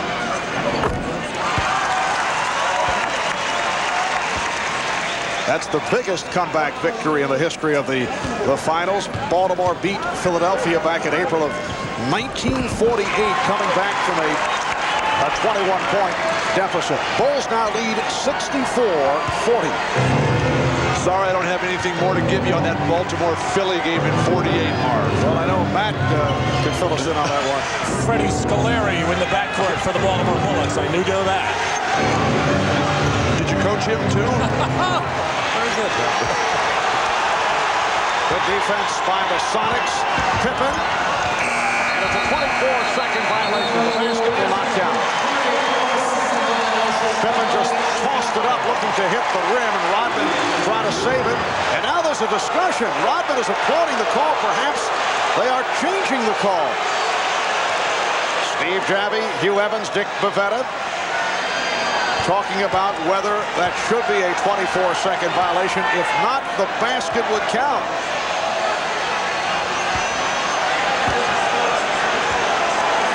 So tough because they have to visualize the replay in their mind. Of course, not allowed to use television replays. There is no 24-second violation because the ball hits the ring. We'll get the ruling. Here's another look at it. Has the ball. The whistle blows and it goes to the rim. Yes, it did graze the rim. So the basket does not count, but they'll see how they reset the clock. They'll put some time back up. Well, they'd have to give them a full 24 because the ball did hit the rim. And a good ruling by the officials as the shot clock sounded and the whistle blew, just everybody basically stopped other than the alert Dennis Rodman. And there again was Sean Kemp unable to keep Dennis Rodman off the board. Hannah was talking about that's what they did all day yesterday in practice. Interesting how they wait until before game 3 to realize you have to block Dennis Rodman off. Kowski trying to tie up Longley. Jordan rebounded by Bukowski, and he nearly threw it away. Hawkins eluding Jordan, who picks up the foul. That is his first. I've always loved it, Marv, when these great players like Jordan and Barkley and Bird and Magic, who are so involved in every play, and finally, midway through the second half, there's their first foul. Bukowski just leveled Rodman a 3 for Hersey Hawkins. Dennis made a bit more out of it, though, as he went to the floor.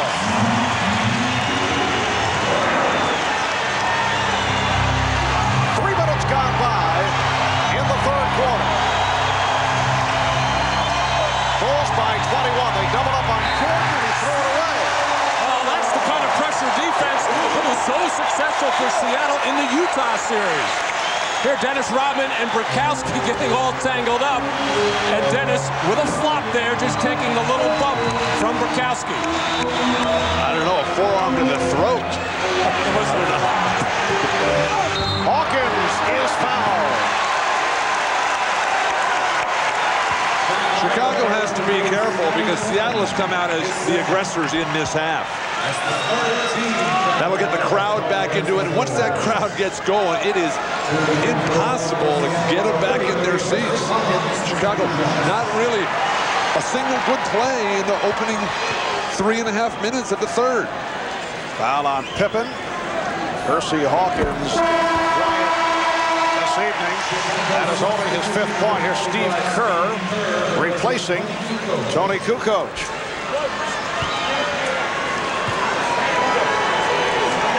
Tony Kukoc providing a lift for the Bulls in the first half. Start of the game because Ron Harper is bothered by a knee problem. Kukoc with 9 points. So the Bulls now lead 64-45, pressure by the Sonics, and Longley is able to bring it across. One of the reasons for Kerr is that he is expert against the trapping, pressing defenses that Seattle's going to throw on the rest of this game. Longley. And Jordan able to keep it alive at 24 for the Bulls. Jordan fouled. Rakowski with the wraps on Michael Jordan. Frank Rakowski involved, picking up his third personal. And Rakowski and Rodman having some extracurricular talk there. Michael Jordan once again quickly getting over to Rodman and pulling him away. Well, the crowd here in Seattle very much back into it, with the Sonics chipping away but still trailing by 19. Travel called on Longley. Well, you can also tell from the talk of George Karl in that halftime saying, hey guys, we got to let it all go right here. Frank Rakowski, if you can get somebody involved, do it. Sean Kemp, you have to start getting physically involved in this ball game. 7-0 run by the Sonics. Bulls have led by as many as 26. Trap. Rebounded by Longley. Crowd wanted a traveling violation on Longley. Well, that's the kind of offensive play that's typified Seattle all day. Trying to beat a guy, a great defensive player, one-on-one, going to your left with a fadeaway jumper. And here's a fadeaway jumper by Rodman.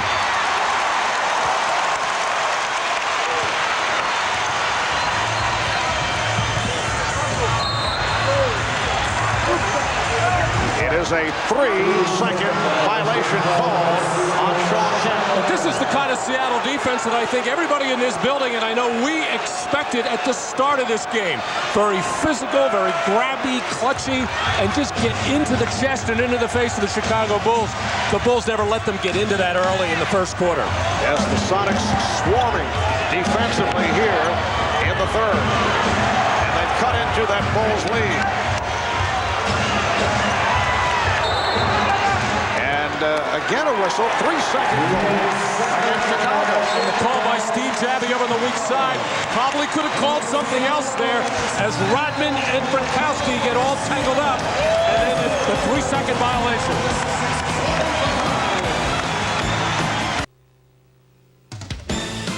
The NBA on NBC is brought to you by Bud Light, official sponsor of the 1996 Olympic Summer Games. Make it a Bud Light. By Oldsmobile and your authorized Aurora retailers.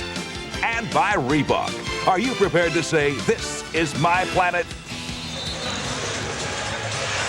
Well, Seattle's defense has gotten serious here at the start of the third quarter, challenging every pass, every shot, and here's Sean Kemp popping Rodman in the chest, and as they get all tangled up, something could have been called there of a foul nature, but the official wisely called the 3-second violation. You should be happy with that call. Well, Dennis Rodman has to be very careful. This is where he usually has his problems. When they're way up, the game is not in the balance. And where was this physical response from Seattle early on in this series? Well, the Bulls have not scored in 4.5 minutes. They've been outscored here in the third, 7-2. Kemp had it excellently knocked away by Payton, able to recover and hit. The Bulls 64 and the Sonics 47, 6.5 remaining in the third quarter. Bulls in this third quarter turned it over 3 times, only 1 of 7 from the field. Make it 1 of the last 8. So difficult for a team with a huge lead to come out with that edge and that sharpness. Very dangerous for Chicago as they're in danger of losing this entire lead. All right, Pippen with the rebound on the Schrempf miss. Well, the Bulls with a magnificent first half, probably their best of the playoff run. Rodman able to keep it alive, and I lost it. Payton with the steal. Hawkins for 3. They just cannot hit from downtown, and it leads to this. A fast break bucket by Jordan. And George Karl has been saying it, if we don't make threes, we cannot win. What a beautiful play by Steve Kerr to start that 2-on-1 break. Kemp with the spin move, but had nowhere to go. Burkowski for three, and he is able to hit. A three-pointer for Burkowski. And the Bulls now lead 66-50. So Seattle 2 of 12 from downtown. That's Burkowski's offensive game. Feed off the penetration, spot up at the line. What a pass, Jordan. Longley. Tied up by Kemp. Sean Kemp with a brilliant defensive play. Well, Luke Longley wisely keep moving, find the open area as Jordan is double teamed, and then Luke Longley trying to do the right thing, take it strong to the basket, but just unable to finish that play off against the bigger, stronger, quicker Seattle defenders. Was blocked by Burkowski, who is becoming a factor in this third quarter. Foul called on Rodman.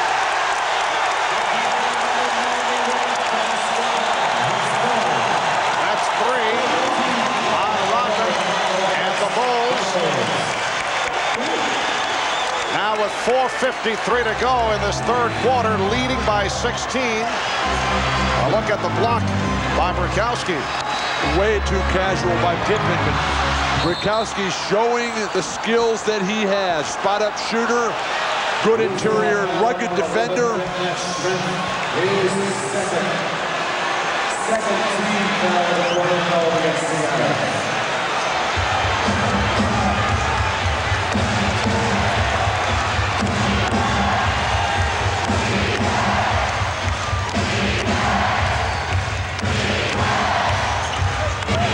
Pippen running into Burkowski.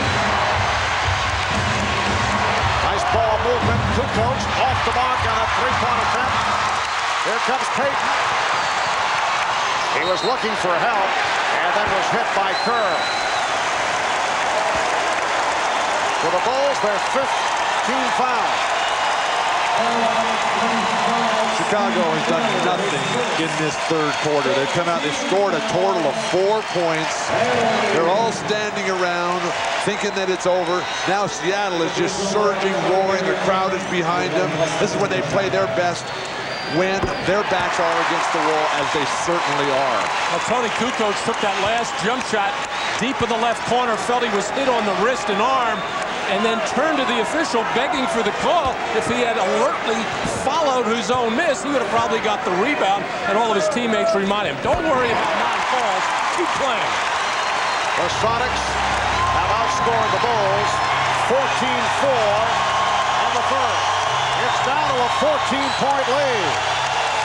Kemp knocked it out of bounds. Nice catch by Cindy Crawford in the front row. And there's Cindy getting herself involved in the game. Wearing the Dennis Rodman hat. Timeout has been called with 4:18 remaining in the third. The Bulls only 2 of 13 for the field in this third quarter. Well, the NBA and NBC Sports have teamed up and created the official website for the NBA Finals at finals.com. Game previews, player bios, video highlights, the latest news on the Bulls and the Sonics. Plus, during our NBC broadcast of the Finals, fans around the globe can interact with our very own cybercaster, Steve Snapper Jones, busy at work, as you can see. He'll be online with commentary and answering fan questions during the course of the game. Check out the official website of the NBA and NBC Sports at finals.com. 4:15 remaining in this third quarter, and the Bulls now appear to be the team that is rattled. They throw it away. giving the Sonics another opportunity. A Chicago Bulls team that has gone 2 of 13 from the field. They've been outscored 14-4 here in the third, which has usually been their quarter. That's the case in games 1 and 2.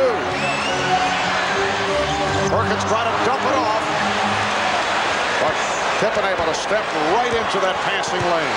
Marvin Mott was telling us in the last timeout that Phil Jackson's telling his team to weather the storm. They'll get tired eventually. The problem with that strategy is that these fans won't let them get tired. Ouch, what a wild and horrible shot. Here comes Payton. Hawkins. And he draws the foul. He was blocked. Foul on Steve Kerr. So the Bulls have scored only 4 points in this third quarter. It's unbelievable. 3:33 remaining in the quarter. Fewest points in a quarter in the NBA Finals, 11. New York Knicks against the Los Angeles Lakers, April 30th, 1972. Well, the Bulls just have not done enough with their defense to create some fast break opportunities. And then when they have to walk the ball into the front court and try to run their triangle offense, the pressure defense of Seattle has just totally taken them out of the rhythm. Hersey Hawkins, 4 for 4. 8 points for Hawkins. David Wingate with a cameo coming on for Detlef Schrempf. And again, the crowd wild here at Key Arena. Kerr for 3. Bulls 68. The Sonics 54. Perfect execution of the set offense. Take the ball to one side, double down on the other for Steve Kerr. Kemp able to get inside. Sean Kemp got off to the slow start. He has now become a factor. He has 12 points. And Marv, it's a very tough matchup. New coach trying to keep Kemp away from the basket. He can only hope to get it back on the offensive end. Chain of defense. Shot clock at 7. Pippen. Oh, beautiful move with a head fake on Hersey Hawkins. And Phil Jackson and the Chicago bench are wondering why Steve Kerr was not credited with a 3-point shot. Apparently they did wave it off. Called it a 2. Here's Wingate for 3. David Wingate from downtown. And the Bulls lead 71-59. Michael Jordan's got to get more assertive. He's got to start calling for that ball, waving his teammates away so he can get to the hoop. Shot clock at 6. Pippen. Here come the Sonics. Just under 2 minutes to go in the third.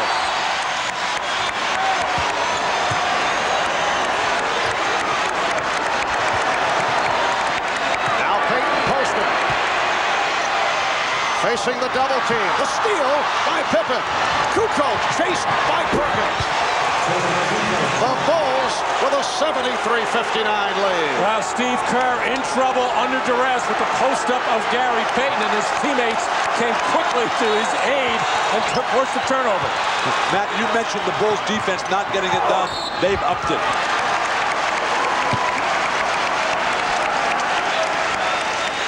In that low post, Gary Payton, who has tortured all the short guards in the Western Conference, realized he's got Kerr, but the double team just leads to easy fast breaks.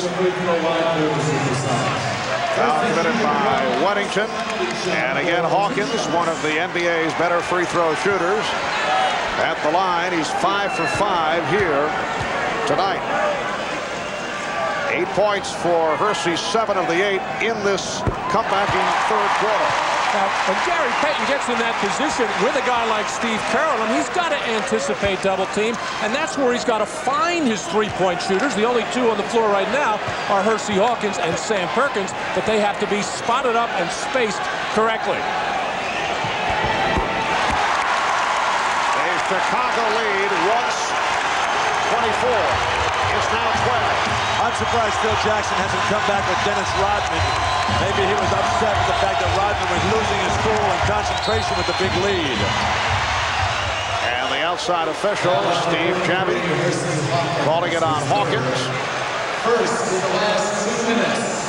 Non-shooting foul for the Bulls, their first team foul the last 2 minutes. I think Phil just does want to weather this storm now and make sure that he has fresh troops for the final 8 minutes of this ballgame.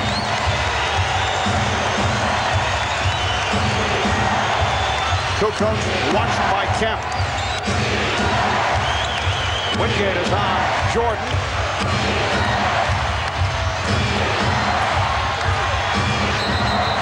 Travel. Scottie Pippen is really hesitating when he gets that initial pass. Jordan makes the play.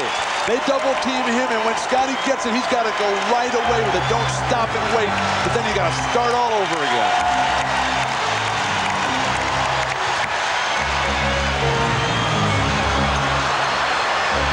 Down to 40 seconds remaining in the third. Hawkins got the step. Wingate. Call for travel.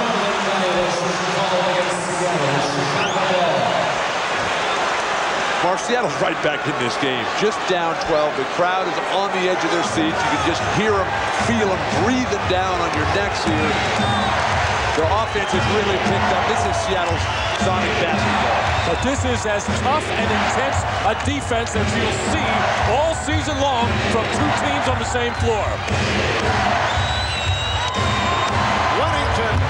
Bill Wennington with a second field goal.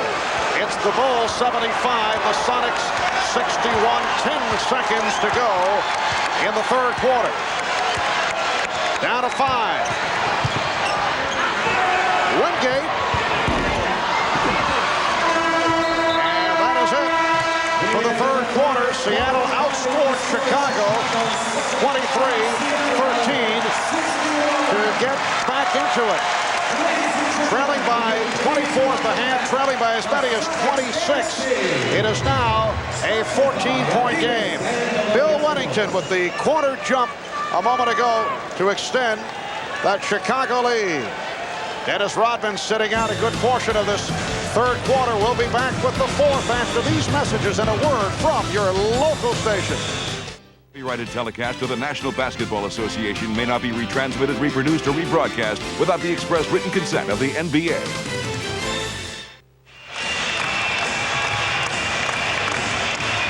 Back at Key Arena in Seattle, Marv Albert, Matt Guokas, Bill Walton, Ahmad Rashad, Hannah Storm, Bob Costas. The entire crew on hand, and we have seen this crowd in a frenzy right throughout the third quarter. The Sonics getting back into it. Chicago shooting only 6 of 19 from the field in the third. Michael Jordan, only 2 points in the third quarter, was not part of the offense, but figures to be a different story here in the fourth. Jordan now with 31. One of those old UCLA plays, Bill, the UCLA cut, and Michael Jordan able to shed David Wingate and get that open jump shot. And that play was all over the blackboard in Seattle's locker room. That high post shuffle. When Wennington sets that pick, Kukoc will just dump it right down to him. Sam Perkins too late. The guard, I think, has to go ball side on that play with Jordan particularly, so you can front him down low if he does take that post position. And a foul on Wennington, a non-shooting affair. Payton putting the spin on Kerr. And Kerr on the loose ball. Foul is called on Payton.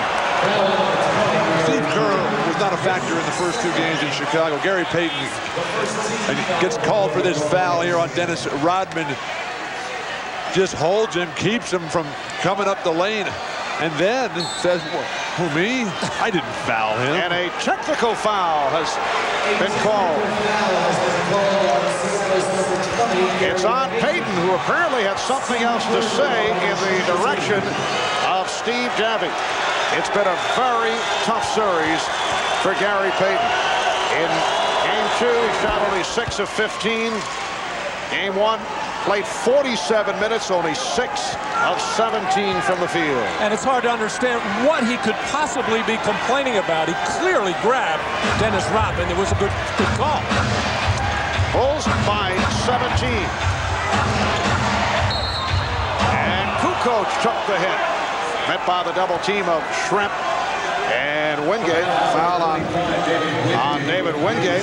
And Gary Payton continues to glare at the official Steve Jabby, who called the technical foul on him. That will not help his cause one little bit. Jordan with the pull-up. Yes, and it counts.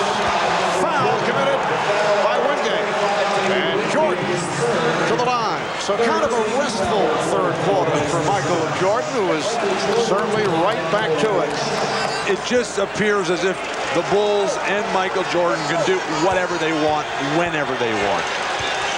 Seattle comes back, plays their best basketball of the series in the third, and right away Michael Jordan says, hey, just give me the ball and get out of the way. Jumper in your face. And hey, Frank Bukowski was not a catalyst by any means, but he did give the Sonics a different look. More physical play and seemed to give the team a lift. I'm a little surprised he's not in there right now. And this call away from the ball. Rodman. The push on Kemp. That's 4 on Dennis Rodman. Dennis Rodman, who plays very tough low post defense and has that habit of snapping that neck back. Nobody ever hits him in the face when he does that. That was not a defensive foul on Dennis Rodman. And another one on Dennis Rodman. And that's 5 on Rodman. Luke Longley walking over to the scorer's table. He will come on for Rodman. Rodman and Kemp underneath the basket. Hard to see where that foul is on Dennis Rodman. Sean Kemp initiated everything. This points out the problem that Ron Harper not being available today, just not the regular rotations to keep Kukoc in the back, in the front court. But obviously the Bulls have managed despite that. It helps when you have Michael Jordan on your team in a lot of different respects. A 20-point Chicago lead. Kukoc for 3. And Perkins with the box out. Shrimp had to save that lead thrown by Payton.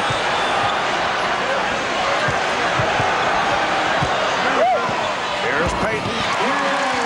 Gary Payton with 12 points. He's in 5 of 12 from the field. The Bulls now lead by 18. You see this lineup for the Chicago occasionally with both Longley and Wennington on the floor, but I'm sure it won't be too long before Scottie Pippen re-enters.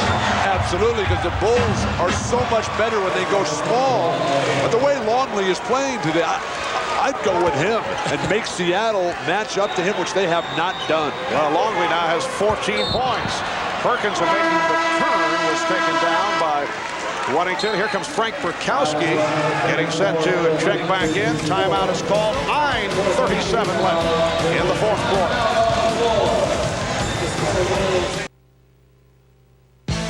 Miller, where great taste runs in the family, brings you Miller Moments. Tonight's Miller moment took place 11 years ago this evening. The Los Angeles Lakers defeating the Boston Celtics, Game 6 of the finals, to take the 1985 NBA title. Kareem Abdul-Jabbar led the way for the Lakers and was named the series' most valuable player. In recognition of that moment, Miller Brewing Company will donate $1,000 to the Thurgood Marshall Scholarship Fund. And at 38 years of age, Kareem, the oldest player ever to win the MVP award. That was the 8th time the Lakers met the Celtics in the finals, and the first time that they ever beat Boston. 9.5 remaining in the fourth quarter. Game 3 of the NBA Finals. The season very much on the line for the Sonics, who are trailing here by 20 points. The Bulls with a burst at the start to take the energy out of the crowd. Michael Jordan with a sensational first half. The Sonics able to get back into it in the third quarter. But the Bulls have come out strong here in the fourth. And a foul is called against Seattle. The high point man of the game is Michael Jordan. Jordan with 34 points. Sean Kemp just picked up his 4th personal foul, and it will put Luke Longley at the line. Well, Luke bouncing back very nicely here in Game 3. In Game 2, he had as many stitches as he did points and rebounds combined, 5. But he came out in this first quarter and really made a statement offensively, much as he did in Game 1. That's not a good day when your stitches outnumber your points and rebounds combined. But that play all set up by Tony Kukoc. Sean Kemp has not shown an ability to contain him on the perimeter. Tony in Game 1 and 2 was critical at the decisive moments. That play again, setting it all up with penetration.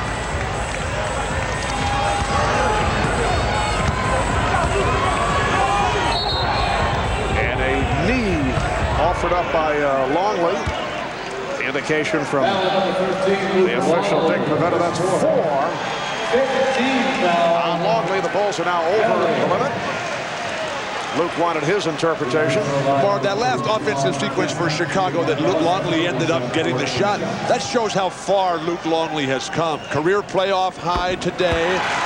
Early in the season, Scottie Pippen never would have dumped that ball off to Luke Longley. I mean, he would throw it to him in the beginning of the game, and Luke would drop it out of bounds or commit an offensive foul. Now, though, after a year with Jordan, he's fully developed. The Bulls 84 and the Sonics 65.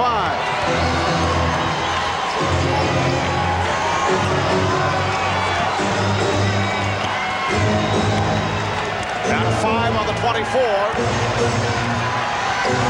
Pippen for 3 with 2 seconds remaining on the clock. And Pippen, as soon as he came off the bench with Rodman going out with 5 fouls, Scottie gets a big rebound, a couple of nice passes, and a huge 3.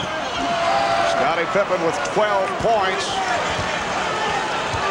And Scottie has done it once again in a number of departments. 8 rebounds, 8 assists.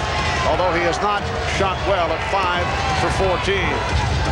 Marv with the Bulls. Oh, Longley off the penetration again. Kemp can't keep him under control. George Karl needs another timeout.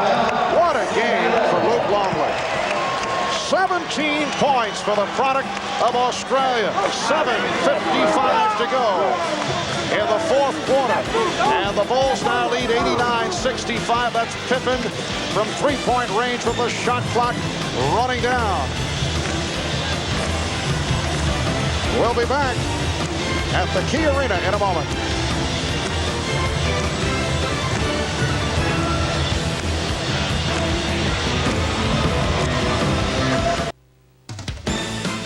The NBA on NBC is brought to you by Goodyear, #1 in tires.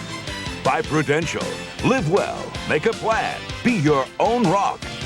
And by New Miller Beer, the brand new beer from Miller with big flavor that goes down easy.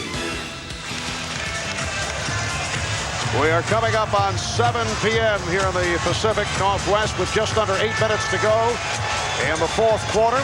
A reminder, following our telecast here on NBC, we invite you to tune to CNBC on your cable system for an NBA Finals post-game special. Our entire cast will be on hand to recount the game with highlights. We'll hear from some of the players. You'll see some of the press conferences as we look back at Game 3 here in Seattle. Burkowski with a second field goal. That's the NBA Finals post-game special immediately following the game on CNBC. The Bulls with an 89-67 lead. Longley. And he was fouled. Marvin, it's so special to watch this Bull team, which is truly unique in a lot of different ways. But when they pass the ball, when they get rid of the ball, they just keep moving. So many teams stand and watch.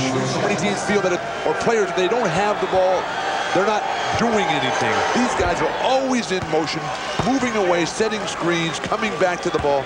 A thing of beauty to watch. Well, they are the only team in the league that runs this triangle offense to this degree. And with the spacing involved and with all the cuts And with all the backdoor type of passes, it affords all that kind of movement. Luke Longley must love this Key Arena. He had his career high, Right. even though the Bulls have lost that game early in the year. He had a career high on 21. How about a career move he's gone for the Minnesota Timberwolves, where he lost 67 games back in 91-92 to the NBA Finals. I think he likes Michael Jordan, not so much the Key Arena. Longley called for that tripping foul that put Gary Payton on the floor. Well, that's a good foul by Longley. Still sporting the bandage from the 5 stitches. The little guard comes in and sets a screen on you. You can't let that happen. And here's Dennis Rodman back. So Longley with a playoff career high of 19 points.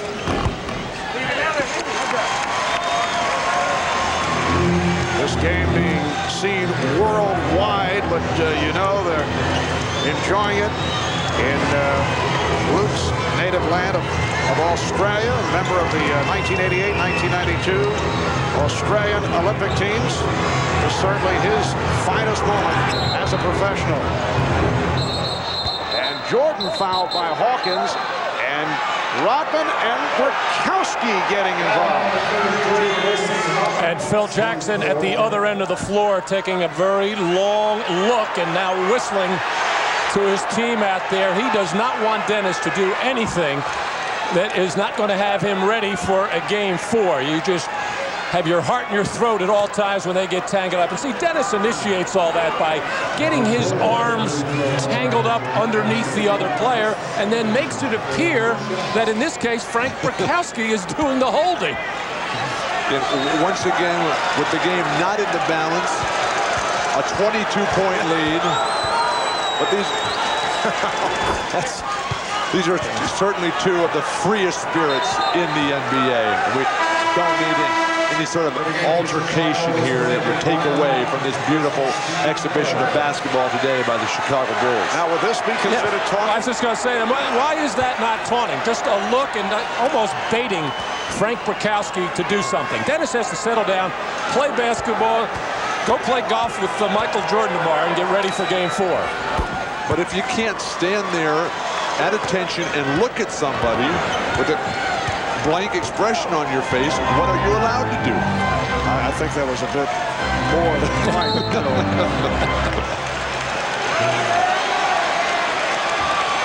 And a foul on Pippen. That is his 3rd.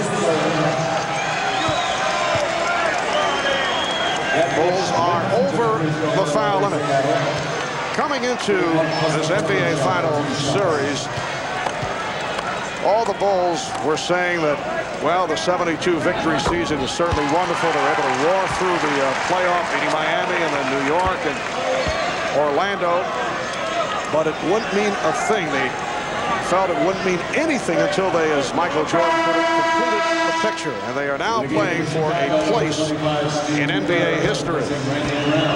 And they wanted to come up with an effort here tonight, at least in one of these games, that would be clear-cut, because they have felt that they have not played well against the Sonics, and they have certainly come through here this evening. Mark, they won't admit it because they don't believe in taunting the opposition, but they had to have a meeting between the key guys and said, hey, look, let's go undefeated during these playoffs. They did lose the 1 to the Knicks in game 3. And again, Burkowski and Rodman come together, and the officials very quick to move to that scene. Burkowski with number 4. Rodman flashing to the ball. No need to overplay or try to deny him. Dennis is not looking to swing that sky hook across the middle. Gary Payton doing a lot of trash talking. Needs a little bit more game to back that talk up. Gary Payton coming in as a brilliant player, over 20 points a game. In the series, he's got 40 points total in the series. This is the story tonight. Jordan 11, 22, 36 points. And Payton only 5 of 13, 14 points, along with 8 assists. You mentioned the playoff run, Bill. Well, the Bulls on their way to making it a record of 14-1 in the playoffs. Shrimp Jordan able to box out Kemp. In traffic, going up with one of the best rebounders in the league, Shawn Kemp, as both Jordan and Pippen, with Rodman in and out of this lineup throughout the game, have both gotten much more involved in the rebounding area, as they tend to do when Dennis is not getting a whole bunch. Shot clock down to 4. Jordan. And Rodman and Bukowski get involved. It looks like Pavetta has given the ejection sign. This has been brewing the last couple of minutes. I think he's thrown both out of the game.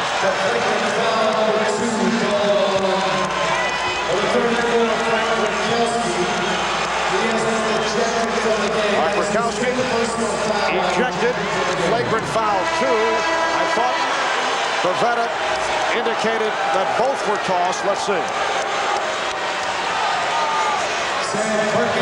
Well, this has been brewing ever since these two have gotten on the floor there, as this time Bukowski does get that forearm and elbow right into the Adam's apple of Dennis Rodman. But George Karl, who was ridiculing Rodman for all the things that he was getting away with after Game 1, had nothing but praise for Dennis Rodman after Game 2. I think we're going to hear more ridiculing after this one. Dick Pavetta gave a succession of thumbs, but apparently he was making it clear that it was Bukowski who was gone, and Rodman remains, and now he and Kemp are having words. Very difficult for George Karl to ridicule the starting power forward, leading rebounder in the series when you're down 3-0. 5:45 remaining in the fourth quarter. Phil Jackson should do this game a favor, maybe take Rodman out. Rodman and Kemp coming together, and Kemp picks up number 5. On the other hand, Phil Jackson may be enjoying the fact that Dennis Rodman has gotten into the heads of the Seattle players. And Michael Jordan just came over giving us a look as if to say he's kind of amused by it, but what's going on here? And Phil Jackson just peeking up at the clock again, wishing this thing would end without getting any further incident from Dennis Rodman. Phil Jackson, I'm sure, has already started thinking about Wednesday, and he knows he'll want to have Dennis Rodman on the floor. Dennis is quick to point out that he has not thrown a punch in 10 years in this league. Bulls 96 and the Sonics 70 in a blowout. Sonics did rally, got within 11 with their surge in the third quarter, but the Bulls picked it right back up in the fourth. Payton. We're coming up on 5 minutes remaining in the fourth quarter. Again, Mark, a nice play by Gary Payton, but just one guy involved. Dribble up the whole way, get in the post. Everybody else standing around watching for Seattle. Here's 3 men involved, and then come back to the weak side. Kukoc, foul. And he will head to the lines on Perkins. Bill Wennington checking in. Dennis Rodman very upset that he's the man going to the bench. And I'm sure Phil Jackson will breathe a sigh. Well, for Dennis, certainly a guy who enjoys the circus atmosphere that he has created. But there's no question that he has bothered the Seattle Supersonics, along with what has taken place on the scoreboard. That is a contributing factor. It's embarrassing, Marv, to get blown out in your home court. You come back, you wait all these years to get back to the finals. The disappointments the last couple years, first-round playoff losses. They think they got it going. They play Chicago well 2 times and then come back here and lay down.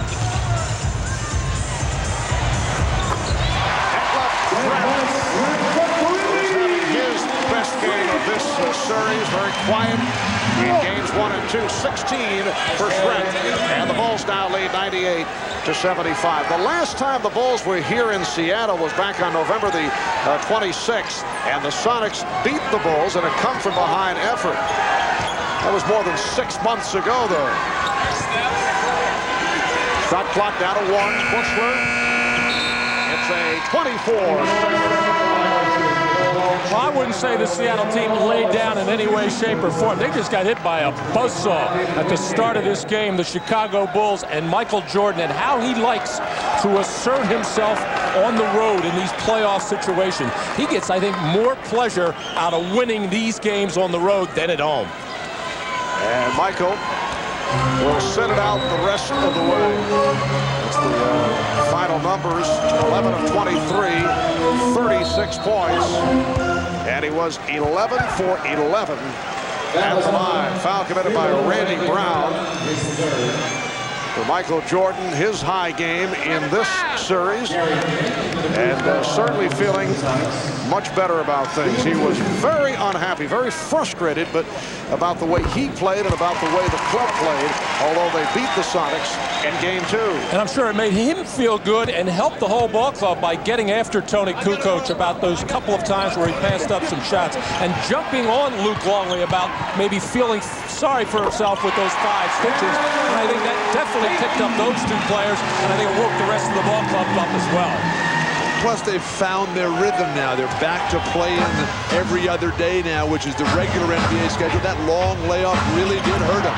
Nice passing, Scottie Pippen. And Bill Wennington is 3 for 3.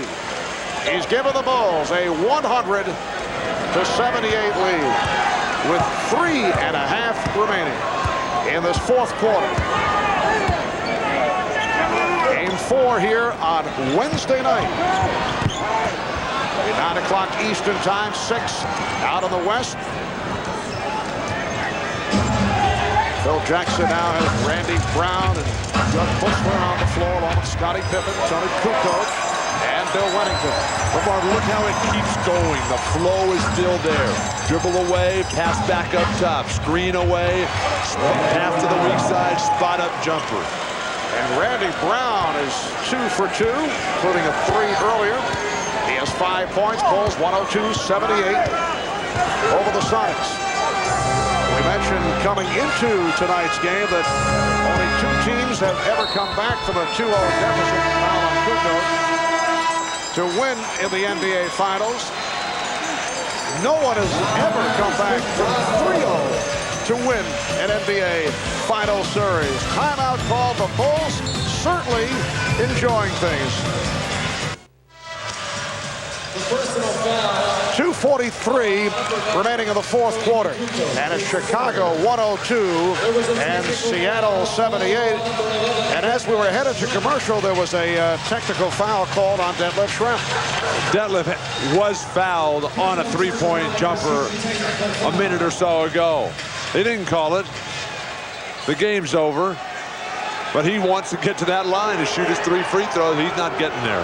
3-point shooting has been a major problem for the Sonics throughout this series, and give the Chicago defense a lot of credit as they have challenged most of them. Obviously, Randy Brown got a piece of the arm on Schrempf on that one, just going by that reaction. But Chicago probably has figured this kind of defense out more than any other team in the league.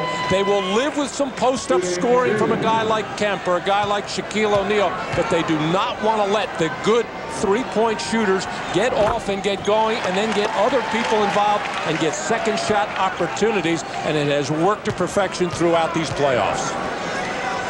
But the versatility of the Bulls, Matt, allows them to change that to whoever they're playing against. The reason that you think you have a chance in the post-up game is that's where they have Longley, that's where they have a short power forward in Dennis Rodman and a poor interior defender in Tony Kukoc.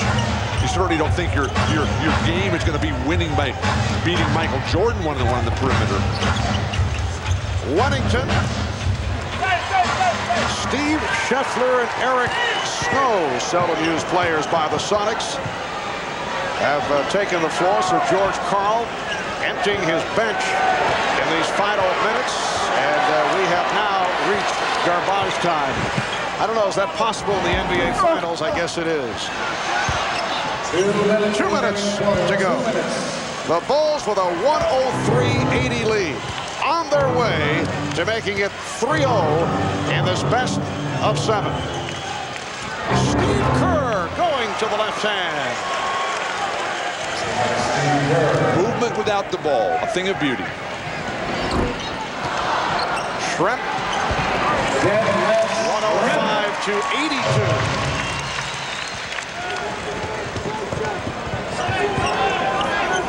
And we're down to a minute and a half to go. This crowd is filing out.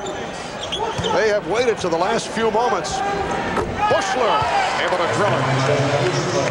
This capacity crowd of better than 17,000 staying to the very end despite the fact that the home team has been rocked solidly.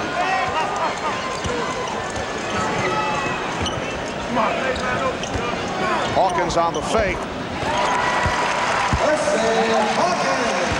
Percy Hawkins with 12. That left Trent leading the Sonics with 20, Gary Payton with 19, but these numbers are just cosmetic. The Sonics working their way back into it in the third quarters. They came within 11, but the Bulls were able to accelerate once again and recaptured the big lead. Bushler to the line, fouled by Eric Snow, the rookie from Michigan State. Well, it has been a roller coaster ride for these Seattle fans over the last 3 years. The getting knocked out in the first round, the last couple, and then looking like they had that Utah series well in hand, losing game 5 here at Key Arena, getting blown out at Salt Lake in game 6, and then barely hanging on to win game 7. So this crowd has been tantalized and teased. Here's Brown, fouled, hit by Snow, and Randy Brown will go to the line. And again, the questions will surface regarding that man, George Karl, who certainly has not been happy about his contract situation.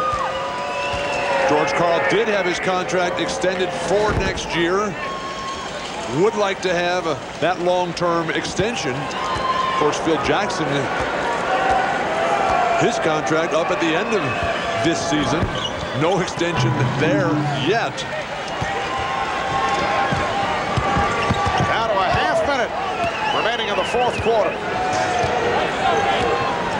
108 to 84. Wingate.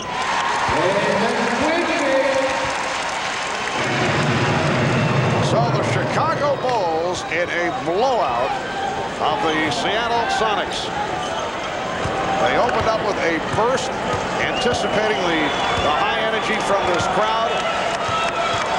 And they were able to just take it all out of the Sonics right at the start. Time has run out. The Bulls winning game 3, 108-86. The Bulls led by Michael Jordan, who finished 11 of 23 from the field, 36 points. And now the Bulls and the Sonics look to game number 4 here in Seattle on Wednesday night. That'll be a 9 o'clock start in the East, 6 o'clock on the West Coast. All right, let's go to Ahmad Rashad with Michael Jordan. Ahmad? All right, thanks, Marv. Michael, finally a game that you guys can feel some satisfaction with. You won the last 2 games, but really not played very well. Today you played excellent. Well, I thought we were going to give it away a little bit in the third quarter, but I think the first half we came out and basically took the crowd out of the game and took some of their momentum very early. And from that point on, I think we tried to control everything, and we pretty much did. I think when they started making a run at us in the third quarter, we just had to find something to contain them and slow them down because they were coming very hard. How do you account for that start that you had today? Because in game 2, you guys started, very lethargic, no energy, but not tonight. Well, as I said, I think when we get on the road, we become a little more focused. We go out and we know what our jobs are, and we don't have to worry about family tickets and all a lot of distractions that we have to go through, man. It's good to be on the road so we can bond together and play better. How about your focus? I know in the first couple of games you felt like you were struggling a little bit, but today you came in talking about making a statement.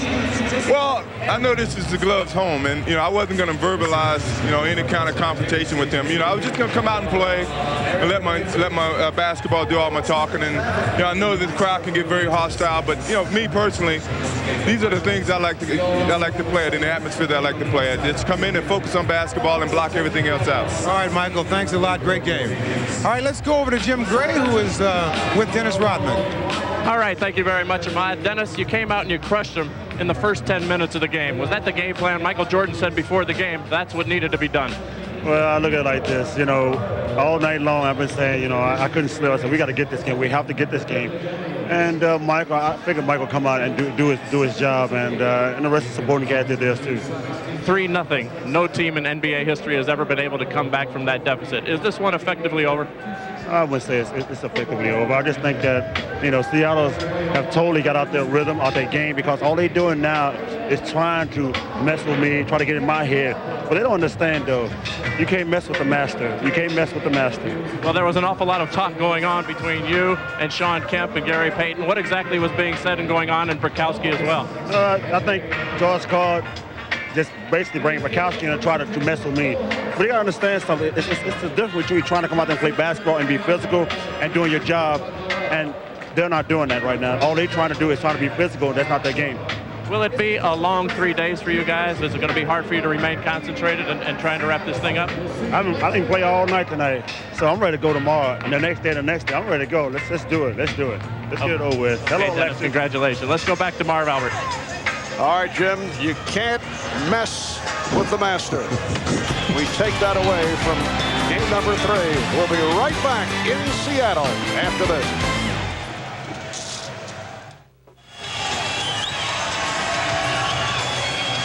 Back in Seattle, the Bulls with a 108-86 win over the Sonics to take a 3-0 lead in the NBA Final Series. Some more of the stats. Scottie Pippen, 12 points, 9 assists. Tony Kukoc, who started for the ailing Ron Harper, 14 points, 7 rebounds. Michael Jordan, though, leading the way with 36 points in his 41 minutes. A reminder, coming up next on most of these NBC stations, a special post-game episode of Mad About You. That'll be must-see TV. That is coming up next. Some closing comments from Matt and Bill. What about that Chicago defensive effort right from the start? Well, Marv, we were talking about it earlier, how good it's been in the third quarter and the fourth quarter, especially throughout all the playoffs. Well, it was excellent in the first quarter, getting off to that big lead, 34-16, and continuing to be harassing defensively and forcing those turnovers, forcing 21 turnovers, as everybody put it together, led, of course, by Michael Jordan. And as Dennis Rodman pointed out, through some other philosophical thoughts that were mentioned to Jim Gray, the Bulls have just taken the Sonics right out of the rhythm. They're not playing their usual game, except for that period defensively where we saw them swarming all over the court in the third quarter. But Marv, that was more of a scramble. Now, Seattle has to remember that they're a very good team that is unfortunately matched up against a truly great team, maybe the greatest team in history. And they have to look at this in the big picture, the long term. Still with young stars, don't lose your poise, don't lose your composure. Try to keep everything together, keep the fans interested in with hope, and then learn from this. Learn, Marv, how hard Michael Jordan has sacrificed to work to get to where he is right now. That's the mission and purpose for Gary Payton and Sean Kemp the rest of the way.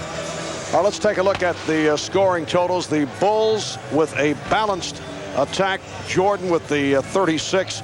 Longley, that is a career playoff high, 8 of 13, an outstanding all-around performance by the Bulls center Luke Longley, 19 points in all. Tony Kukoc, 4 of 11, 14 points. Scottie Pippen, 5 of 14, did not shoot well, finished with 12, but did other things in terms of rebounding and assists. And as it turns out, you mentioned the fact that the Bulls were slightly out of their rhythm at the start because Kukoc started. Obviously, it did not matter.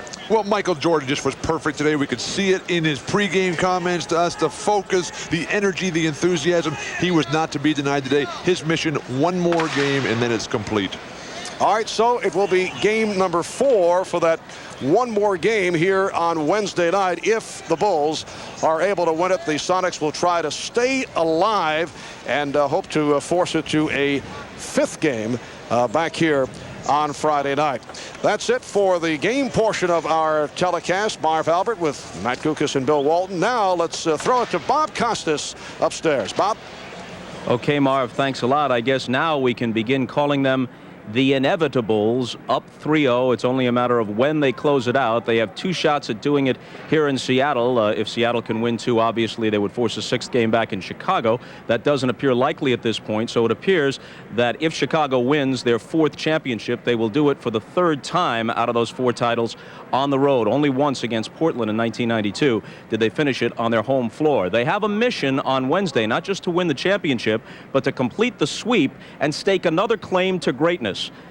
The only team that went through the entire playoffs, losing only 1 game, was Dr. J's 1983 Philadelphia 76ers. They didn't play in the first round, so they were 12-1. Chicago could finish at 15-1 if they sweep it. Now, don't forget that coming right up, our NBA Finals postgame special on CNBC. More interviews and analysis in the aftermath of Chicago's devastating win this evening. And on Wednesday night, we have Game 4 of the Finals back here at Key Arena in Seattle. Now, coming up next on NBC, a special postgame episode, it says here, of Mad About You. Will Paul Reiser and Helen Hunt be in the locker rooms? Tune in and find out. For our entire crew in Seattle, I'm Bob Costas. Good night on the NBC side. See you in a few moments if you're so inclined on CNBC. So long.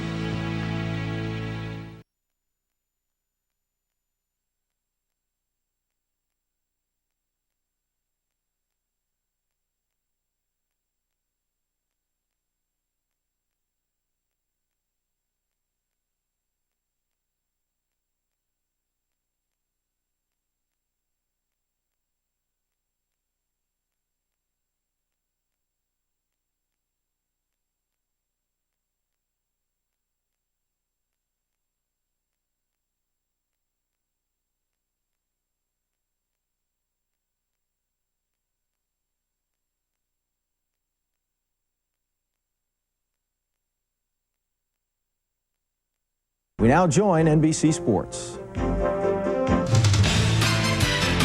This is the 1996 NBA Finals postgame show.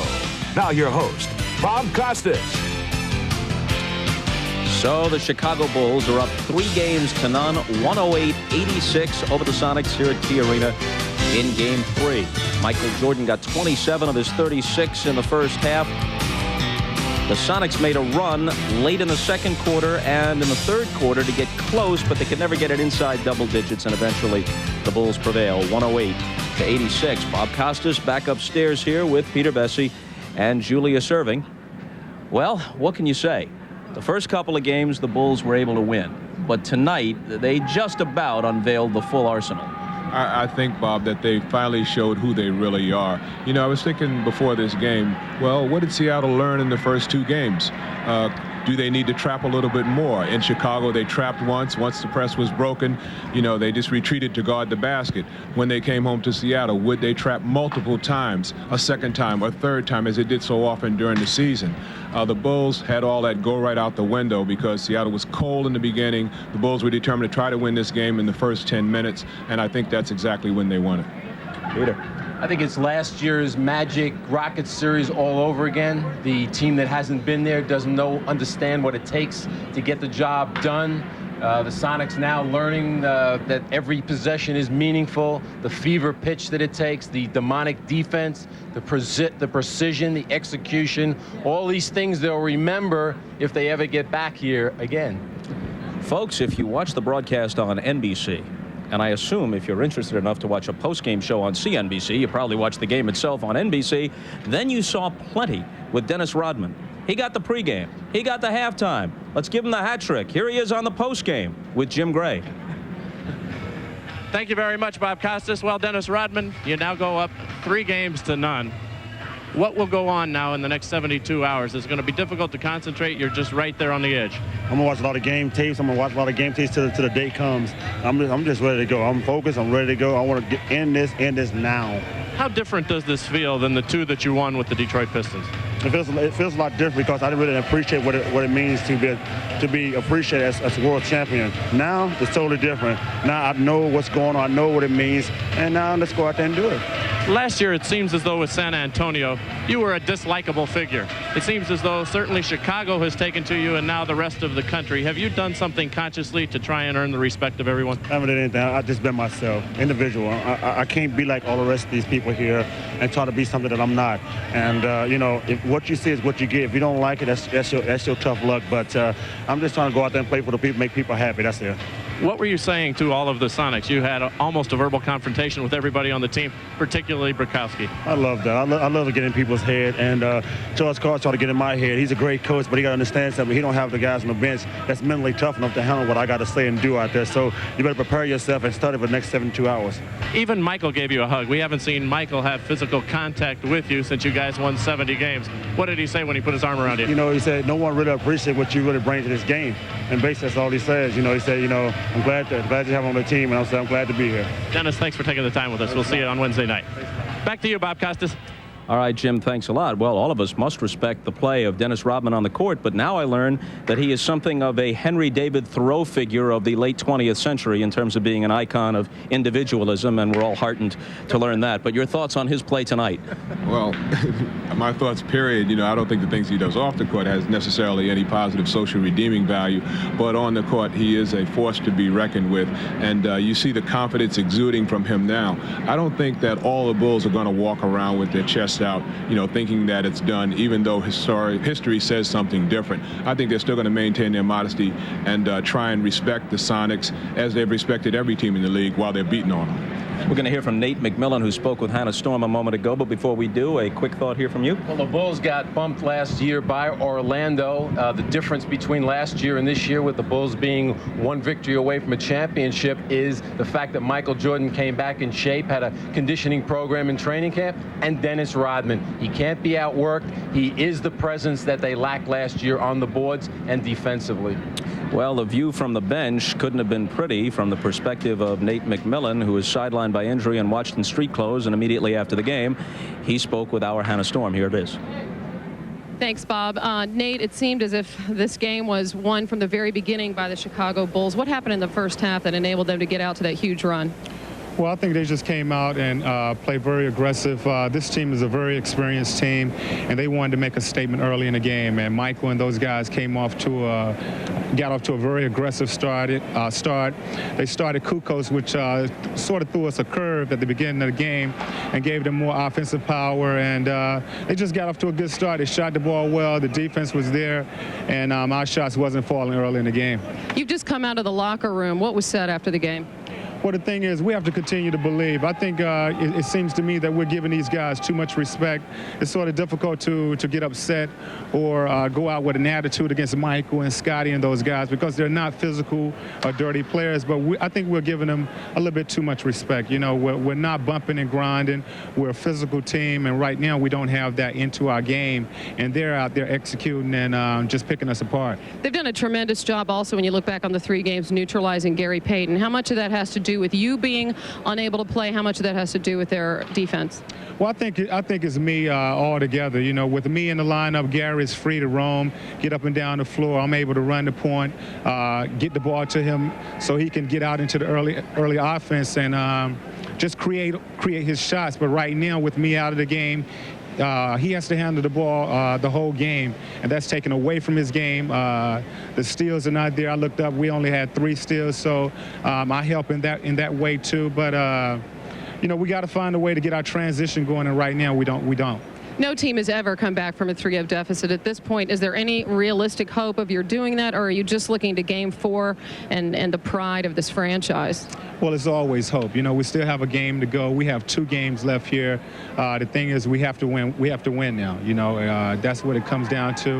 We have to win the next game. If we win that one, we have another game in Seattle. But we have to play much more aggressive basketball than we played in the last 3 games. Okay, Nate McMillan, thanks so much for joining us. And now you wish you could be out there in uniform to help your team out. Yeah. All right, thanks. Bob? Okay, Hannah, I guess one way to describe this series for the Sonics, McMillan and strife.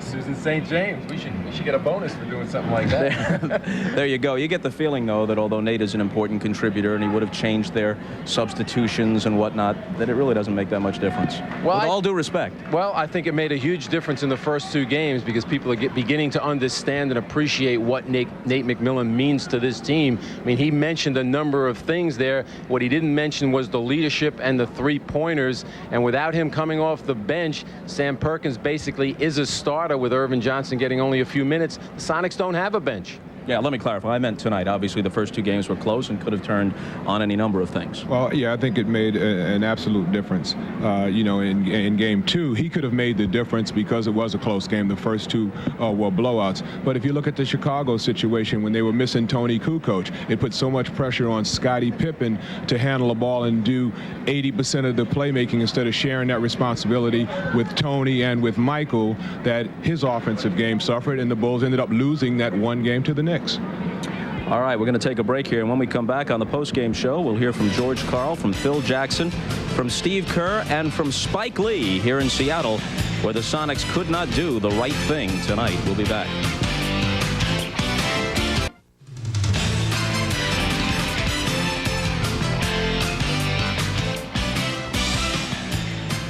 Back in Seattle, where the Bulls blew out the Sonics, took a 3-0 lead in the series. As you know, Dennis Rodman removes his jersey after each game. And who got it tonight or this late afternoon in Seattle? Let's take a look. Do we have that footage? Cindy Crawford was in attendance at the game. And there she is. The lucky winner of the souvenir, or recipient of the souvenir. Dennis Rodman's road jersey belongs to Cindy Crawford after the Game 3 victory. And now we go to Steve Kerr and his post-game thoughts. All right, thank you very much, Bob. I'm joined by Steve Kerr. Steve, you just came out of the locker room. What's the feeling back there, just 1 game away from this historic run? Well, we're pretty happy, but we're trying not to be too happy because we still haven't finished it off. We have 1 more to go, obviously, and it'll be nice to relax for a couple days and then get back at it. Will these next 3 days drive you crazy, or with the anticipation? Is it going to be a long time coming for this game? Be a lot longer if we were only up 2-1. I'll tell you that. We would like to play Tuesday, you know, but you know, schedule says Wednesday, and why not enjoy a few days in Seattle? Did you expect more of a fight tonight from Seattle? I mean, you guys came out in the first 10 minutes, and effectively this game was over. Well, we've actually felt like we were due to play a good game, and that's kind of the scary thing about our team is we can win when we're not playing well. But offensively, we really haven't played well in the playoffs that often. So we were due, and when Michael came out on fire like that, and all of a sudden Luke's scoring, and Tony starts surprisingly and hits like his first 3 shots, I think, you know, that was a good sign right there. It was going to be a long night for them. As has been his custom, was it a mistake of Gary Payton to make such a to-do and get in Michael's face? I wouldn't advise getting in Michael's face to anybody. It was probably a mistake, but that's Gary's game, and you know, he's going to play that way, and that's what usually gets him going. So, you know, you can't blame him for that. Steve, it seemed as though tonight as well that you guys kind of played off the theatrics of Dennis Rodman, his taunting, if you want to call it that, and his enthusiasm. Was that the case?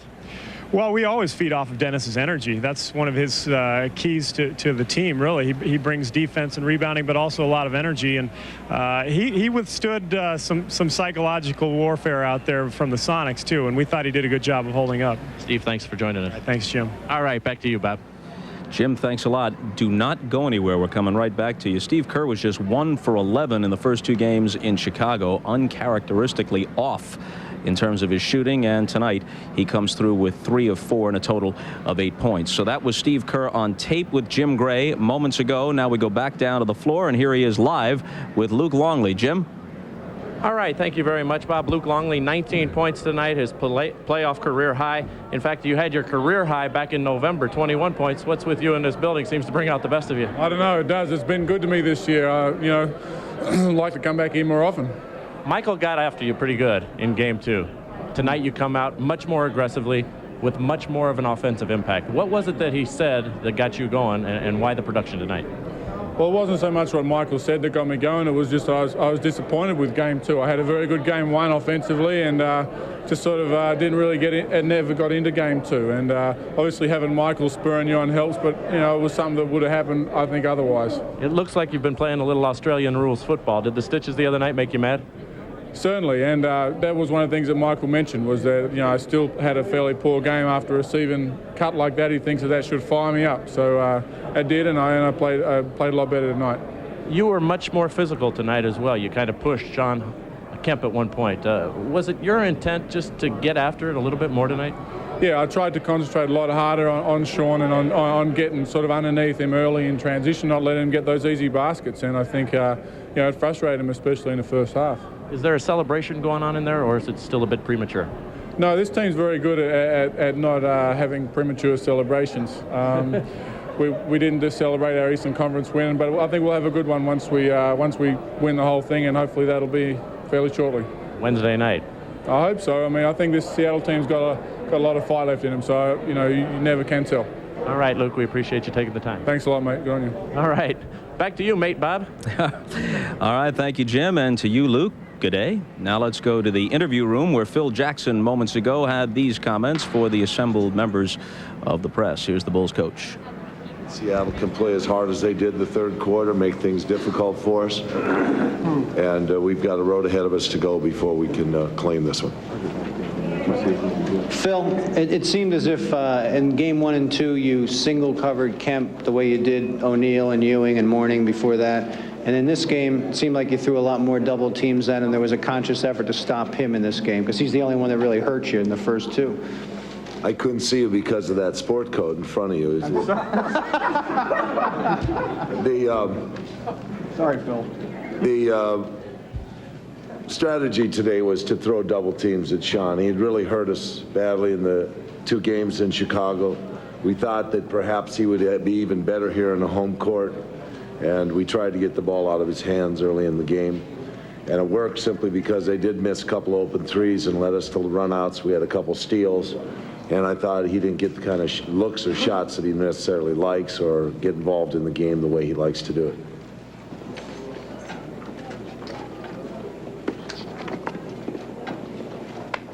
Do you think that there are teams in this league right now that have any type of mental capacity in these playoffs to understand what playoff basketball is about? And do you think that with Jordan and Pippen and Rodman, you really have a monopoly on that in this league at this time? You know, that's a grandiose question to answer, and I'd hate to be a pompous ass by answering it and saying that, no, there is no other team. But the thing that's impressive, I think most impressive to a coach like myself about the team that I've been able to coach this year is the fact that they go on the road and they're a better basketball club on the road. For some reason or other, the resiliency of this basketball club steps up. And that is the true mark of a championship team. And I'll say it, it's happened before. I've seen it happen when the Pistons were a championship team, the Bulls were a championship team in the 90s. And they seem to have a chemical bond that really strengthens their unit. Phil, you've done a real good job of dealing with Dennis's performance over the year. And you guys were in such control of the game. Why did you let it get stupid at the end? Well, you know, I felt that Bukowski come out in the third quarter and accomplished what he brings to the game, a very physical, kind of intense scrum activity out there. And Dennis stayed pretty strong throughout that period. But there was a few things that were just too many confrontations. I didn't like what was going on, and I didn't want the game to disintegrate. I don't think it's fair to the game itself to let it disintegrate that way. And Dennis had a little trouble holding his head today, but I thought he did a real good job overall. Luckily, we had switched from the broadcast to the cable side before Phil Jackson made reference to the possibility of appearing to be a pompous posterior, or words to that effect. Perhaps Phil aware that he was on the more liberal airwaves of CNBC than NBC, but you have words of praise that will play on any broadcast outlet for him, right? Question? I'll tell you, though, talking about Phil Jackson, he's so far ahead of everybody. The way he and his staff are adjusting. While I take it back, back. They set the mode, and then everyone has to adjust. And while the Sonics are trying to adjust to Gary Payton being defense, he switches it, and defense is Sean Kemp. So his staff and Phil deserve a lot of credit. So you don't buy the idea that just because you have the best horses, you can't be the best coaches. Not anybody would have won 72 games. Not just anybody with this team. You've got to be very prepared, and this staff is very prepared. Best in the league. Okay, we're prepared with more interviews. We'll hear from Spike Lee and George Karl, among others, when we come back. 2-8.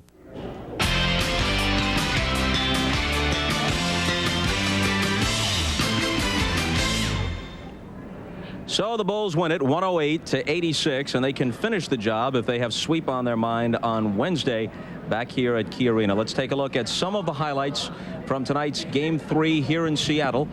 Pick it up from the start. Ron Harper, normally a starter, with a sore knee. Tony Kukoc opens instead. No matter, Chicago gets off quickly. Michael connecting for 3 of his 12 in the first quarter.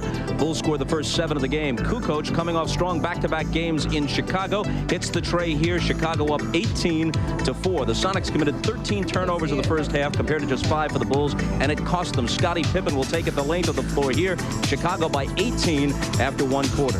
On to the second period, and the Sonics go on an 11-0 run. Gary Payton cutting Chicago's lead to 34-23, but that was as close as they got in the first half. George Karl's team on its way to 3 straight losses for the first time all year. Luke Longley with a nice move here, and the hook. Bulls back up by 16. Longley had 19 points. All Jordan in the first half. The NBA's MVP and scoring champion scored 15 straight in one stretch for Chicago. By halftime, he had 27 points on 8 of 16 shooting from the field. Moving to the fourth quarter after we get done with Jordan's exploits. And there's Dennis Rodman playing some mind games with his good friend Frank Brickowski. And moments later, Brickowski and Rodman become entangled. Brickowski called for the flagrant foul, and he is ejected for the second time in 3 games. The Bulls take Game 3. A laugher for Michael Jordan and company, who can barely conceal their amusement, winning by a score of 108-86. And now, as promised, a conversation with Spike Lee. Let's have our producer, Rick Diamond, tell me who spoke with him. Naturally, Jim Gray. Jim Gray speaks with everybody. There he is. Joined by Spike Lee. Spike, we know that you're a big New York Knicks fan, but you're also very close to Michael Jordan. Sitting in these stands, you travel all over. What is your thought process, and how do you feel about just watching these games? One of your best friends playing, and he's on the verge now of making history, coming back after a couple years off. I feel good for Mike, but I'm disappointed in Seattle. They didn't show nothing tonight. Nothing. No fight, really, did they? They didn't come out with much energy or much anticipation of getting back in this series, did they? I thought they were going to show me more than that, man, but it's over now. They're coming out for blood Wednesday night. So I just watched it on television because it's done deal.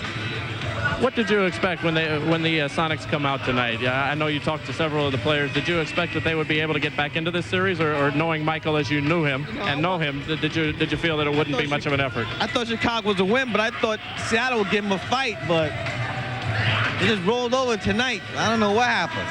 Spike, you've seen a lot of teams. You've been a basketball fan for an awful long time. How does this Chicago team compare to the other teams you've seen along the line? They're all right. Just all right. You're not going to give it better than your Knicks team? No, they're a great team. They're a great team. It's just amazing to me. I think that, people are dogging the Knicks out, but they play Chicago hard than any team in the playoffs, and if it wasn't with Bill Oakes, they could have won Game 4. Oh, you're not going to blame the referee for this, the guy called 2 travels with a minute in the last minute of the game. You're saying without that, the Knicks would be here right now? No, I'm saying we'd have won 2 games instead of 1. But still, you got to be physical with Chicago. Other than that, man, they're going to kill you. Are you going to spend your whole life just hoping that somebody can beat Chicago? Hey, we get Barkley next year. We got to be. I want to be Michael before he retires. Well, there's been a lot of talk. Do you feel as though Charles Barkley or Juwan Howard, or what is the answer coming into New York? We're getting somebody. Reggie Miller, Allen Houston, Barkley, or Juwan. We're getting somebody. I'm going to be ready next year. Were you happy with the decision to keep Jeff Van Gundy? Yes, I'm glad they signed him. Don Nelson, that was the wrong move. Wrong move. And on top of that, they're still gonna raise the ticket prices next year to $1,250. Hey, that's a lot of money for a game. That's $3,000 a game. Somehow, I don't think you'll be canceling. Nah, because there are people waiting for my seats. I'm going to keep on trying. Maybe you'll be able to cancel a little penny seat. That may be a little too much to pay. All right. Spike, thanks for joining us. We appreciate it. Good luck to you with your filmmaking. All right, let's go back to Bob Costas. All right, Jim, Spike Lee, a very knowledgeable and passionate basketball fan, offering a harsh critique of the NBA referees of the Sonics play tonight, and some free advice to Dave Checketts and Ernie Grunfeld about the decisions coming up in the offseason for the Knicks. But, of course, he's concerned about the ever-escalating price of courtside seats at the Garden. I understand they may even make Marv pay to get in next year. Let's go to him. And, Bob, I can certainly understand that also. Spike lashing out in many directions. Getting back to what took place here tonight and in the series, of course, on Wednesday, the Chicago Bulls could make it a 4-game sweep. Let's take a look back at what has taken place over the first 3. The Bulls taking the first 2 in the Windy City as Tony Kukoc led an impressive fourth-quarter charge by Chicago in a 17-point opening game victory. Kukoc on fire, and then in game 2 was Dennis Rodman controlling the boards. 11 offensive rebounds to tie a finals record. Tonight, Michael Jordan off to the quick start, and Jordan came out, did it in the first quarter as the Bulls were able to blister the Sonics in the opening quarter, and he finished with a game high of 36 points. Michael showing the entire arsenal, finished strong, and then enjoyed watching the final minutes at the bench as Phil Jackson was able to shuffle things down the stretch. A look at Michael's performance. Not happy with what took place in games 1 and 2. They were not Jordan-like lofty numbers, but 28 and 29, not bad, and then 36 here tonight. The Bulls 50% shooting, the Sonics 45, but did not pick that up until late in the game. In the assist department, again, the Sonics falling short. Had only 10 in game 2, 14 here tonight in game 3. And look at 21 turnovers, and once again, Seattle not able to do it from downtown. Only 4 of 16 from three-point range. Matt, what is going on with Seattle's offense? Well, I talked to George Karl before the season started, and he told me that what he was most concerned about their offense, and now I see why. It has just been terrible. During the regular season, they rely so much on getting some easy baskets from their defense.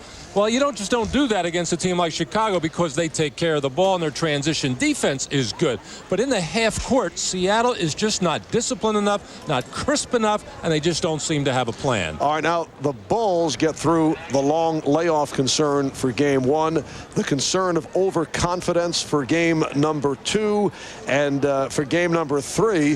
What is Phil Jackson going to come up with a theme in game number 4?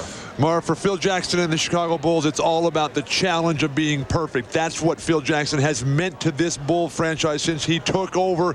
He's got them to this threshold. Now they've got a chance to make NBA history. Look for them to come out on fire.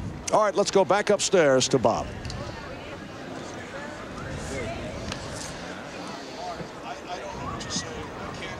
Up 3-0 in a series. You've never been down 0-3. What are your thoughts on what's going through the heads of the Bulls, the Sonics? Been down 3, but not 0-3, and gone for the closer a couple of times in the ABA, and the series against Los Angeles in 1983. We won the 3rd game in LA. We had 2 or 3 days before it was time to play, and let me tell you, the game can't come fast enough. You get so antsy, you want to go out to playgrounds and play against kids just to keep your game sharp, and then the day comes, and if you're a good player, you know that no matter how far you're down, you're going to win that game because history is on your side. Okay, they've got to wait about 72 hours or so, but they can go for the sweep on Wednesday. For Peter Vesey and for Dr. J and our whole crew, a reminder that Game 4 of the NBA Finals, the Bulls and Sonics from Seattle, will be Wednesday night at 9 o'clock Eastern Time as the Bulls try to complete the winningest season in NBA history with a sweep of the Sonics. For our entire NBC crew, Bob Costas, so long from Seattle.